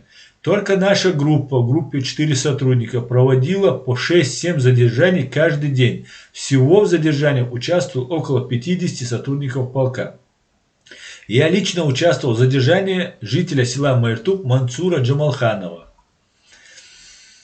К Джамалханову мы приехали на 2 экипажах. Были также оперуполномоченные уголовного розыска Курчелоевского РОВД на автомобилях Лада Приора и участкового. Он ждал нас на въезде в село, показывал дорогу. Он сказал, что Джамалханов сопротивляться не будет. Мы приехали, оцепили дома. Ворота были не заперты. На стук в дверь вышел сам Джамалханов. Он был в домашней одежде и тапочках. Мать его выскочила следом, закричала. Мы сказали, что ее сын увезут что ее сына увезут в РОВД, зададут несколько вопросов и привезут обратно. Первый экипаж вместе с операми проводил обыск в доме. Забрали телефоны, никакого оружия не нашли. После обыска разрешили ему надеть куртку и увели прямо в тапочках. Джамалханова посадили в наш УАЗик. В машине мы надели на него наручники и натянули куртку ему на голову. Он был очень испуганный, все время нас спрашивал, за что, мы старались с ним не разговаривать. Сначала мы привезли Джамалханова в РОВД Курчилоевского района, ждали, пока его опросят оперативники. Они его сильно избили. Потом мы отвезли его в полк и сразу спустили Джамалханова в подвальное помещение спортзала. Там уже были 8 или 9 человек, прикованных к батарее. Джамалханов отказывался признаваться, просил, чтобы привели того, кто указал на него как на члена банды. Привели задержанного Салтахмадова. Он был в таком состоянии, что даже родного отца боевиком бы назвал. Джамалханов плакал, просил Салтахмадова сказать правду. Потом, уже когда они сидели в одной камере, Джамалханов уговорил все-таки Салтахмадова признаться о оговоре. У всех задержанных забирали телефоны, а также забирали телефоны их родственников в ходе обыска во время задержания. Задержанные сами разблокировали свои телефоны. Телефоны хранились у оперативников в полку включенными на зарядке в режиме полета. Кроме оперативников полка, оперов полка, задержанных опрашивали ФСБшники. В январе 2017 года они провели на территории полка около недели, кушали в нашей столовой, а ночевали в своих машинах. Я точно помню четверых. Один был чеченец, Ильяс, один русский и 2 дагестанца. Они проводили допросы задержанных после их обработки, то есть после пыток. Сами не били, обработкой занимались сотрудники полка и опера. Опера были наши, Собра Терек, командир Терек Абузейд Висмурадов в январе 2017 года постоянно приезжал в полк и районных отделов полиции. Задержанного избивали сразу, как спускали в подвал. Били в основном полипропиленовыми шлангами, по ногам и по другим частям тела, кроме лица, так как их фотографировали для ориентировки. Если у задержанного были следы сильных избиений на лице, скорее всего после пыток районных РОВД, их в полку не фотографировали. Всех задержанных при поступлении пытали током, использовали полевой телефон. Кстати сказать, полевой телефон, это такой еще советский времен, это такой аппарат, о котором мне тоже люди уже рассказывали много. Это вещь, этот полевой телефон, который вырабатывает электричество, он выдается ФСБшниками. ФСБшники его выдают. Вот эти же ФСБшники и выдают. Короче говоря, полностью этот полк информационно-технически, пыточно оснащается. Раньше это делал НКВД, а теперь вот этот Ирасханов и вот эти мерзавцы, они служат вот этим. Ну, наверное, тогда тоже у НКВДшников были свои люди из числа вот этих предателей. Видимо, может, это отец или дедушка Ирасханова как раз и был этим, который тогда, о которых пишет Абдурахман Авторханов в своих книгах. Но если задержанный молчал, так, всех задержанных при поступлении пытали током, использовали полевой телефон. Но если задержанный молчал, то брали провод на одном конце клеммы, на другом вилка, ее вставляли прямо в розетку. После этого задержанных передавали ФСБшникам. Они допрашивали в кабинетах, куда никто не имел права заходить. В распоряжении «Новой газеты» были переданы опросы задержанных, которые проводили сотрудники ФСБ по Чеченской Республике в январе 2017 года. После ФСБшников задержанных допрашивали сотрудники полка. Я лично тоже их допрашивал. Это не допрос, как у следователя. Меня не учили проводить допросы и задавать правильные вопросы. Я просто выяснял, как дошло до того, что они присоединились к террористам. Спрашивал их, почему они против государства, какую-то общую информацию, кто они, откуда, какого тейпа, из какой семьи, подумали ли они своего родственника, прежде чем делать такое. Наши командиры сказали нам, что они готовили нападение на чеченских полицейских. Сами задержанные говорили, что хотели напасть на российских военных. Но под током скажешь все, что угодно. Их ведь уже задержали как террористов, поэтому они должны были признаться хоть в чем-то. Подвал. На территории полка находились 5 казарм, реабилитационный центр, клуб, штаб, спортзал, гаражи для спецтехники, складские помещения, футбольное поле и стадион. Подо всеми зданиями имеются подвальные помещения, но не в каждом работают, то есть пытают. В подвале спортзала держали большую часть задержанных. Там их пытали. В подвал 5-й казармы отправляли совсем плохих, тех, кто уже не мог ходить. 14 января меня отправили охранять задержанных, находившихся в подвальном помещении спортзала. Подвальное помещение было разделено на 10 комнат. Посередине был коридор. Проходы в комнаты закрывались дверьми. 2 из которых были металлические, остальные деревянные. Кормушек у дверей не было. Каждые сутки на охрану задержанных заступало 6 человек, которые дежурили посменно.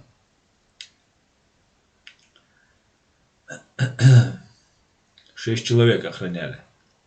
В основном по 2 или 4 человека. Новая охрана в столовой забирала еду для задержанных. Кормили задержанных 2 раза в день.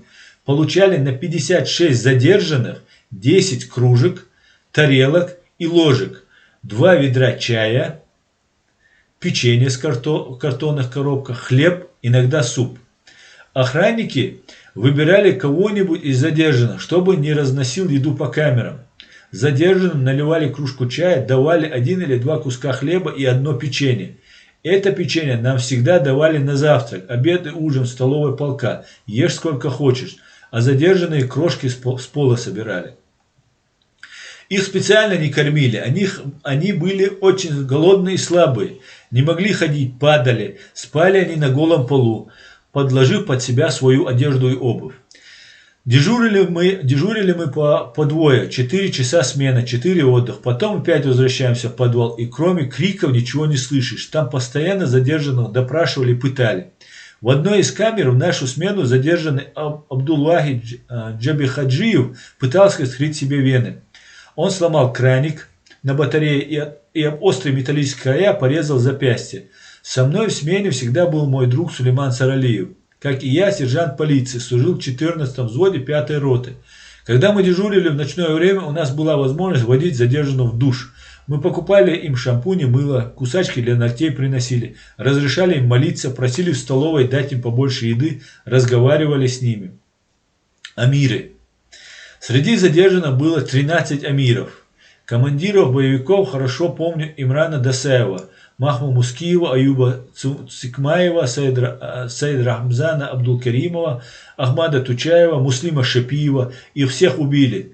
Только Имрана Дасаева оставили живым. Из числа сотен задержанных, справка, из числа сотен задержанных в январе 2017 года жителей Чечни были выявлены 14 командиров боевых ячеек, так называемых амиров. В таком качестве эти люди обозначены в оперативных документах Центра по противодействию экстремизму МВД по Чеченской Республике и в опросах, проведенных сотрудниками ФСБ по Чеченской Республике. Есть распоряжение новое. Под командованием каждого эмира было по оперативной версии 10 человек. Именно эти командиры и были казнены на территории полка имени Кадырова. Впоследствии МВД по Чеченской Республике официально опровергло тот факт, что эти люди когда-либо находились в оперативной разработке. В отношении 2 амиров, Махмы Мускиева и Саида Рамзана Абдулкаримова, МВД по Чеченской Республике представило официальные документы, есть распоряжение «Новой газеты», что они никогда не являлись членами подполья и никогда не задерживались по подозрению в террористической деятельности, тем более в качестве амиров. Махму Мускиева я допрашивал. Его задерживали прямо на стройке, он был в рабочей одежде, весь в цементе и в галошах на босых ногах. Он был очень худой, тихий и вызывал жалость. Его очень сильно били. Он плакал и соглашался со всем, о чем его обвиняли. Его определили в амире. Сказали, что он привлек в бандгруппу 10 человек, односельчан. Лично я вообще не поверил. Раз такой, как Махма, мог даже одного чеченца убедить идти с ним на джихад. Я бы просто не стал его слушать. Я думаю, его взяли, потому что он был племянником тех самых Мускиевых, которые в 90-х враждовали с Кадыровым. Здесь нужно сделать оговорку.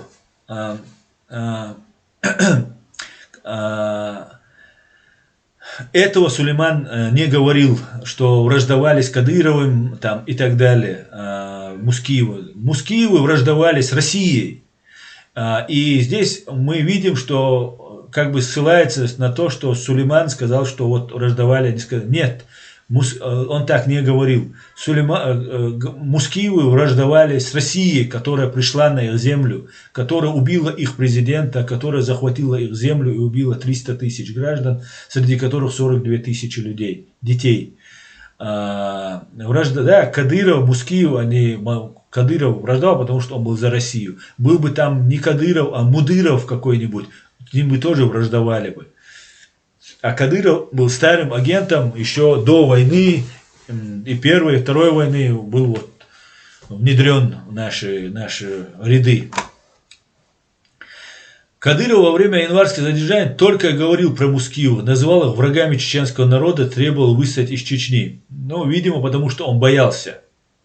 Только боялся. Ну, это, я так понимаю, но он, здесь указывается, Махма Мускиева, я допрашивал, это от имени Сулеймана говорится. Ну, и тут говорится, я думаю, его взяли, потому что он племянником тех самых Мускиева, которые в 90-х враждовали с Кадыровым. Этих слов Сулейман не говорил. В эти же дни, вот вы видите фотографию Мускиева, Махма, 90-го года рождения. Изъято 3 хатапки. Подкинули 3 гранаты, видимо. Кадыров во время... Так, в те же дни ЧГТРК показали в селе Цоцин-Юрт, родовое село Мускиев, большой сход, на котором односельчане семью Мускиевых осудили и выселили.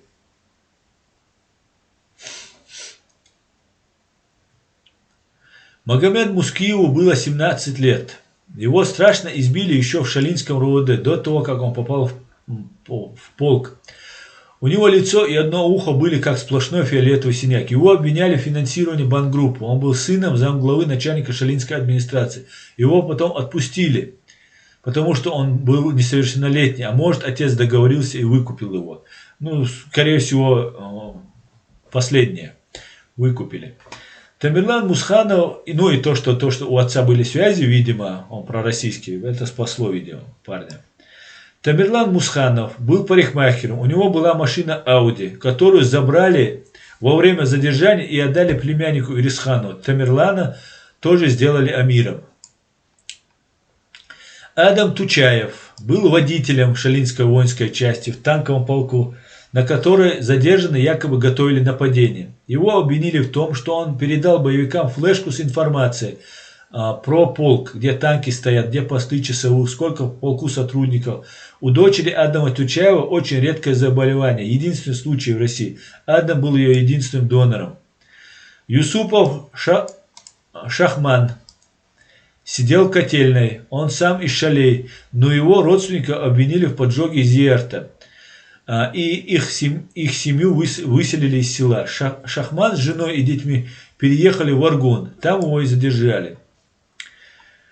Саид Рамзан Абдул-Керимов сказал мне, ну какой я эмир с 2 братьями полицейскими. Я просто в одну мечеть с некоторыми задержанными ходил. Брат Абдул-Керимова майор полиции. Второй его брат тоже бывший сотрудник. У него был позывной пацанчик. Сам Саид Рамзан тоже хотел устроиться в полицию, но оба его брата были против. Потом второй брат, который работал в охране у какой-то шишки, смог договориться, чтобы родственников выдали тело Саида Рамзана для похорон. Саида Рамзана тело у единственного выдали. Из-за того, что его братья служили России. Адама Дасаева задержали 11 января во время спецоперации в Гелдегене.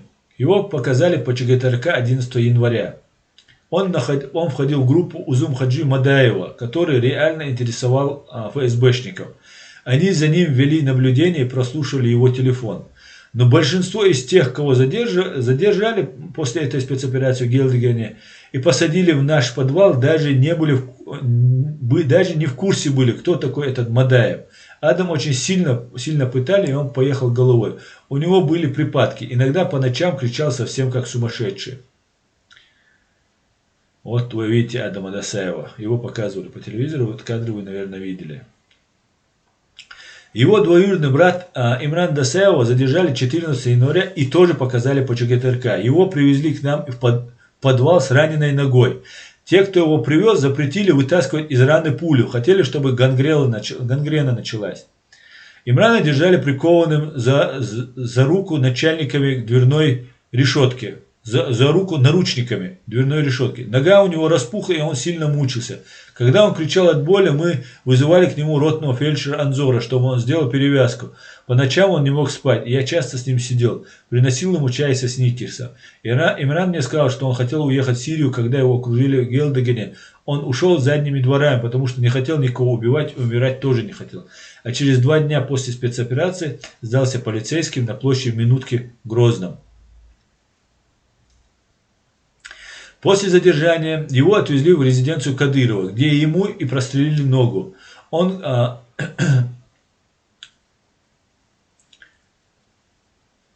крикнул Кадырову, почему он на стороне русских, которые убили его отца Ахмада Кадырова. Это привело Кадырова в ярость. Он выхватил пистолет у охранника и несколько раз выстрелил в пол под ноги Дасаева. Дасаев Имран Аюпович, 87 года рождения. Вот видите на фото. Имран Дасаев пытался повеситься, когда сидел в подвале. Он сделал веревку из нижнего белья, привязал ее к решетке и повис всем телом. Ему помешали сокамерники, подняли шум. В распоряжении «Новой газеты» есть показания Имрана Дасаева, который подтвердил свидетельство Сулеймана Гизмахмаева. Казнь. Примерно в конце января под вечер в подвал спортзала пришли несколько оперов Шалинского РОВД. Наша смена как раз только закончилась. Один из оперативников стал по списку вызывать всех амиров. Их по одному подводили к нему, и они подписывали какую-то бумагу. Мне было интересно, что происходит, и я спросил у одного опера. Нам сказали, что амиры должны подписать подписку о невыезде, после чего их отпустят. Я очень удивился, почему амиров отпускают, а рядовой состав банды нет. Я спросил, но мне сказали, что это не наше дело. После того, как амиры подписали бумагу, их по одному выводили в спортзал. Мы с Сулейманом Саралиевым вызвались вывести Саид Рамзана Абдулкеримова. Около спортзала нас ждал полковой УАЗик. Мы сели в него и поехали все вместе до здания 6-й казармы. Нам сказали ввести Абдулкеримова в подвальное помещение казармы. Мы завели Саид Рамзана Абдулкеримова в комнату отдыха с теннисным столом, которая находилась рядом с техническим вентиляционным помещением. В комнате отдыха находились начальник ОМВД России по Шалинскому району Тамерлан Мусаев, командир полка Аслан Ирасханов и 4 их охранника. Мусаев с Ирасхановым играли настольный теннис. Все амиры, которые привезли из подвала спортивного зала, стояли на коленях вдоль стен и в этой же комнате. Их руки были скованы за спиной наручниками. Некоторые из них просили их помиловать, говорили, что невиновны. Мусаев и Ирасханов в ответ издевались и оскорбляли их. Казарма номер 6 полка патрульно-постовой службы полиции имени Ахмада Кадырова в Грозном. В подвале этой казармы без суда были убиты задержанные чеченцы. Вы видите вот это обведенное вот это здание. В этом здании были казнены эти люди. Вы в начале своего ролика, своего стрима, когда мы начали рассказывать, я вам показал видео, где Кадыров выступает в полку имени Кадырова, втором этом полку.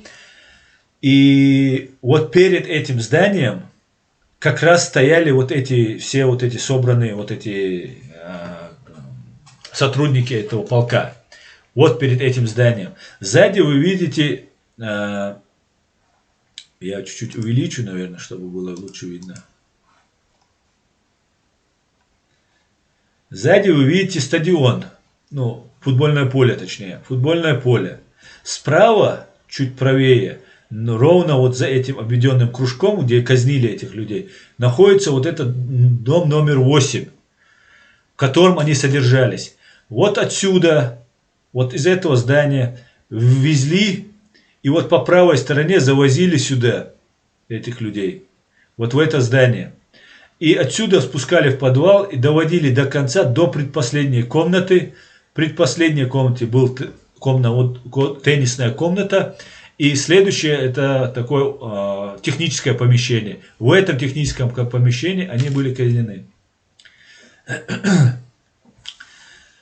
Я хотел сказать Сулейману, говорит Сулейман о своем товарище. Сулейман, который тоже был убит. Это сотрудник полиции. Я хотел сказать, Сулейман, что нам лучше быстрее уйти отсюда. Но в этот момент дверь вентиляционного помещения открылась, и мы увидели главу администрации.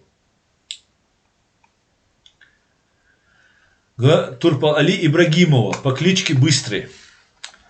Это двоюродный или троюродный брат Кадырова. В вентиляционной комнате, кроме него, я также увидел охранников Ибрагимова и тела двух амиров, в кавычках, которые лежали друг на друге. Наручников на них не было. По положению тел я понял, что они мертвы. В одном из них я опознал Адама Дасаева. Ибрагимов Турпал-Али сказал, чтобы в комнату завели следующего. Тут он увидел Махму Мускиева. Засмеялся и сказал: ведите его сюда, он сейчас все нам расскажет. Сулейман Саралиев, друг Сулеймана Гезмахмаева, стоял рядом с Махмой. Ему приказали поднять его и завести в вентиляционную. Махма плакал. По лицу Сулеймана я видел, что он сильно растерялся, но не выполнить приказ он не мог. Он завел Махму в вентиляционную, и Ибрагимов закрыл дверь. Я понял, что следующую вентиляционную комнату прикажет отвезти кого-то мне, и сказал командиру полка Асану Ирисхану, что я после смены пойду спать. Никто не удивился, так как 6-я казарма была казарма, где мы жили. Спальные помещения для сотрудников были на первом этаже и учились. Я быстро вышел. Следом за мной вышел водитель УАЗика, на котором мы привезли на казнь Саида Рамзана Абдулкеримова. Спать я не ложился, ждал Сулеймана. Он пришел примерно через 2 часа и был сильно испуган. Я спросил, что произошло. Он сказал, что расскажет мне утром, и сразу лег спать. На следующий день утром после построения Сулейман сказал, что всех, кого привезли в подвал 6-й казармы, убили. По его словам, сначала одного или 2 амиров застрелил Ибрагимов, после чего в вентиляционную зашел командир полка Ирисхана и сказал, что лучше убивать так, чтобы не пачкать помещение кровью. Оно плохо отмывается и остается запах. Так что остальных амиров задушили спортивным канатом. Человека клали на живот с наручниками за спиной. Снизу под шеей пропускали спортивный канат, и один из сотрудников, наступив на затылок сверху, затягивал на шею. Второй сотрудник держал ноги. Убивали охранники Ибрагимова. Сулеймана Саралиева тоже заставили участвовать в убийстве Махмы Мускиева. Сулейман сказал мне, что не может забыть лицо Мускиева в тот момент, когда его убивали. После казни трупы вынесли из подвала, уложили в автомобиль УАЗ «Патриот», которые были у охраны начальника ОМВД России по Шилинскому району Тамерлана Мусаева, и увезли. Куда именно, я не знаю, но мне известно, что родственникам Саида Рамзана Абдулкеримова выдали его тело для похорон. Это тот самый Саид Рамзан Абдулкеримов, у которого братья служили в российской полиции. 16 февраля 2017 года начальник ОМВД России по Шилинскому району Тамерлан Мусаев был награжден орденом. Сулейман Саралиев – это друг Сулеймана Гезмахманова, который был позже убит. Пришел в полк в 2014 году. Он родом из села Шамиюрт, откуда все Саралиевы, в том числе и депутат Госдумы Чечни Шамсаил Саралиев, двоюродный брат Сулеймана Хасан Назиров, работал заместителем начальника Октябрьского РОВД. Мы с Сулейманом познакомились и очень быстро подружились. Всегда вместе были во всех выездах. После казни амиров Сулейманов сильно изменился. Он все время говорил, что ему по ночам снится Махма Мускиев, не мог спать нормально, подсел на лирику. У него стала навязчивой идеей рассказать кому-то о казни. Он боялся, что к нему придут родственники убитого Махма и будут мстить.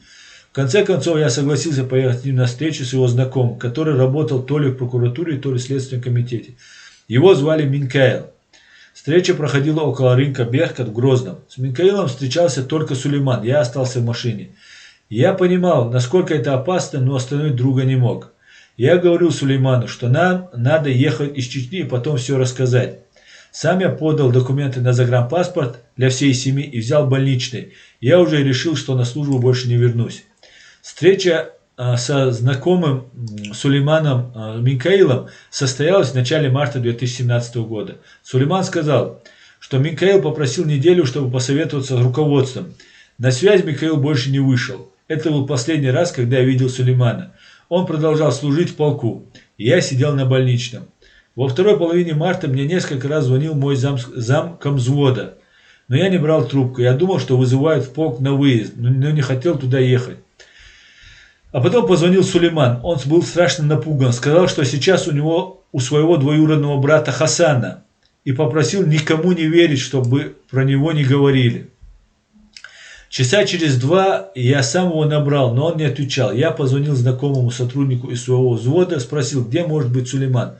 Он очень грубо ответил мне, насчет этого пидораста Саралиева больше никогда мне не звони.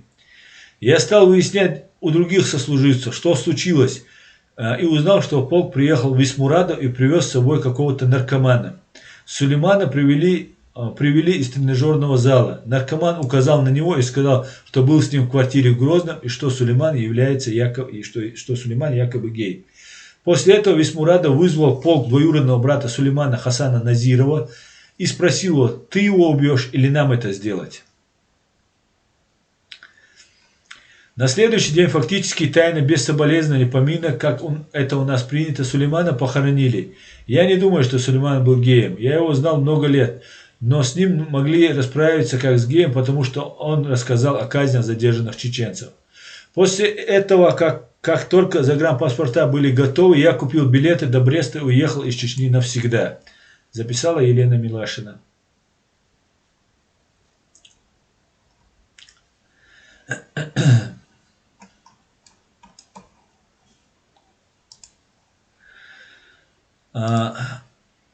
Это был долгий, длинный текст, трудный текст. Морально, психологически мне, например, это очень трудно. Я и представляю все то, что это было, виделось, слышалось.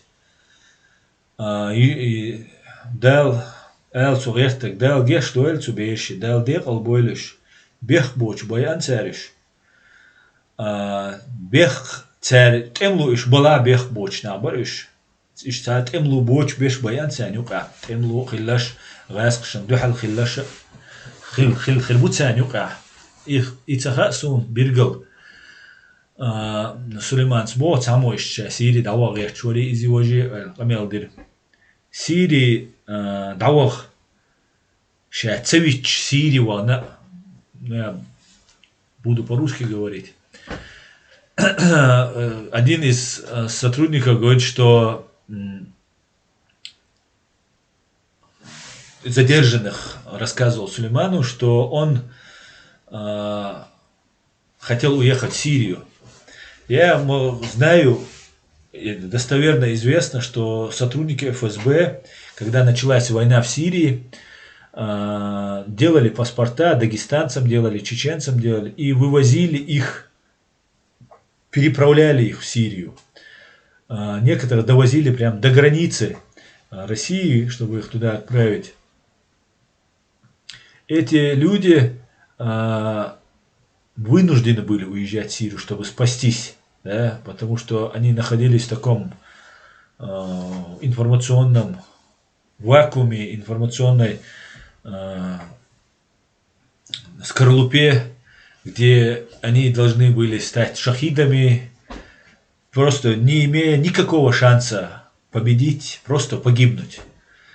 И чтобы не погибать в надежде, что там можно будет как-то выживать, и там кто-то из их родственников, знакомых оказывался. И вот они таким образом пытались делать. Но вот неизвестно, был он, собирался наказывать сопротивление или нет. Ну, у них вот 3 хатапки, у одного пистолет, по-моему, обнаружили. Но это все, что было у тех людей, которые собирались нападать на воинскую часть, захватывать там какие-нибудь другие здания. Это не все. Мы будем дальше продолжать до победного конца. Победа будет за нами, за правдой, за справедливостью. Никакой сомнения у нас в этом нет. Убьют они еще столько же, убьют они, сколько бы они людей не убили. Народ им не победить. Вот эти люди, которые сейчас поставлены русскими, хотят остаться у власти, жить долго, там, тратить свои деньги и так далее, но это им не удастся. Они рано или поздно понесут ответственность перед народом, перед Богом. Да, Аль-Му'ла.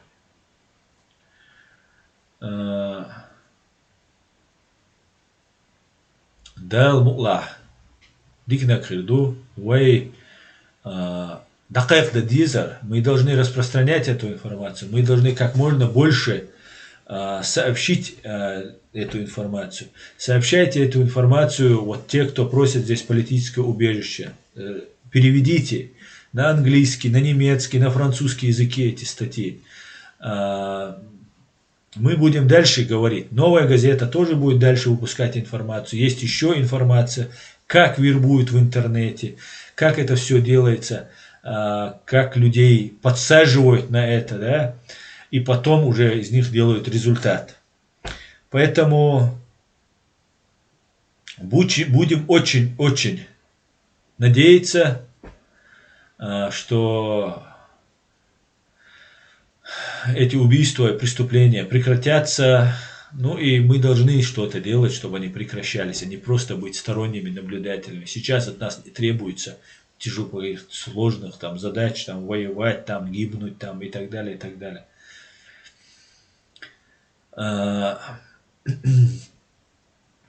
Я лично со своей стороны дальше буду следить за этой ситуацией, буду принимать посильное участие.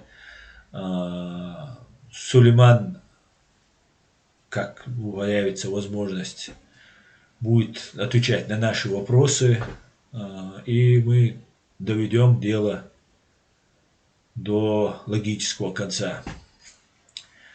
Дел рейс хуиншун хаусар дел эту боль масира.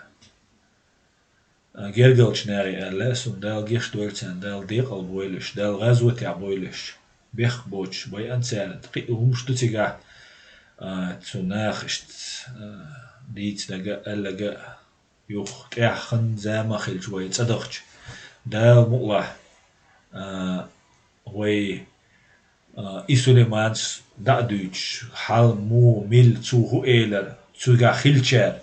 Там много людей принимало участие. Цуюк ахилчак бос шурдуку мадуй цуюк ахиллаш.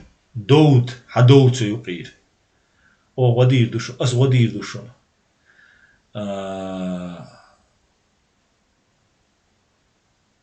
И хум шейнте амадит. Шуц идати.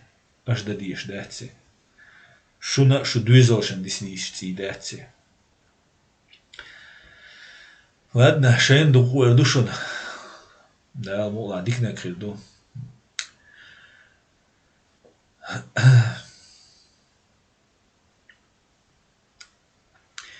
Мегарду, спасибо, что смотрите, спасибо, что поддерживаете. Все будет Ичкерия. Ассаламу алейкум.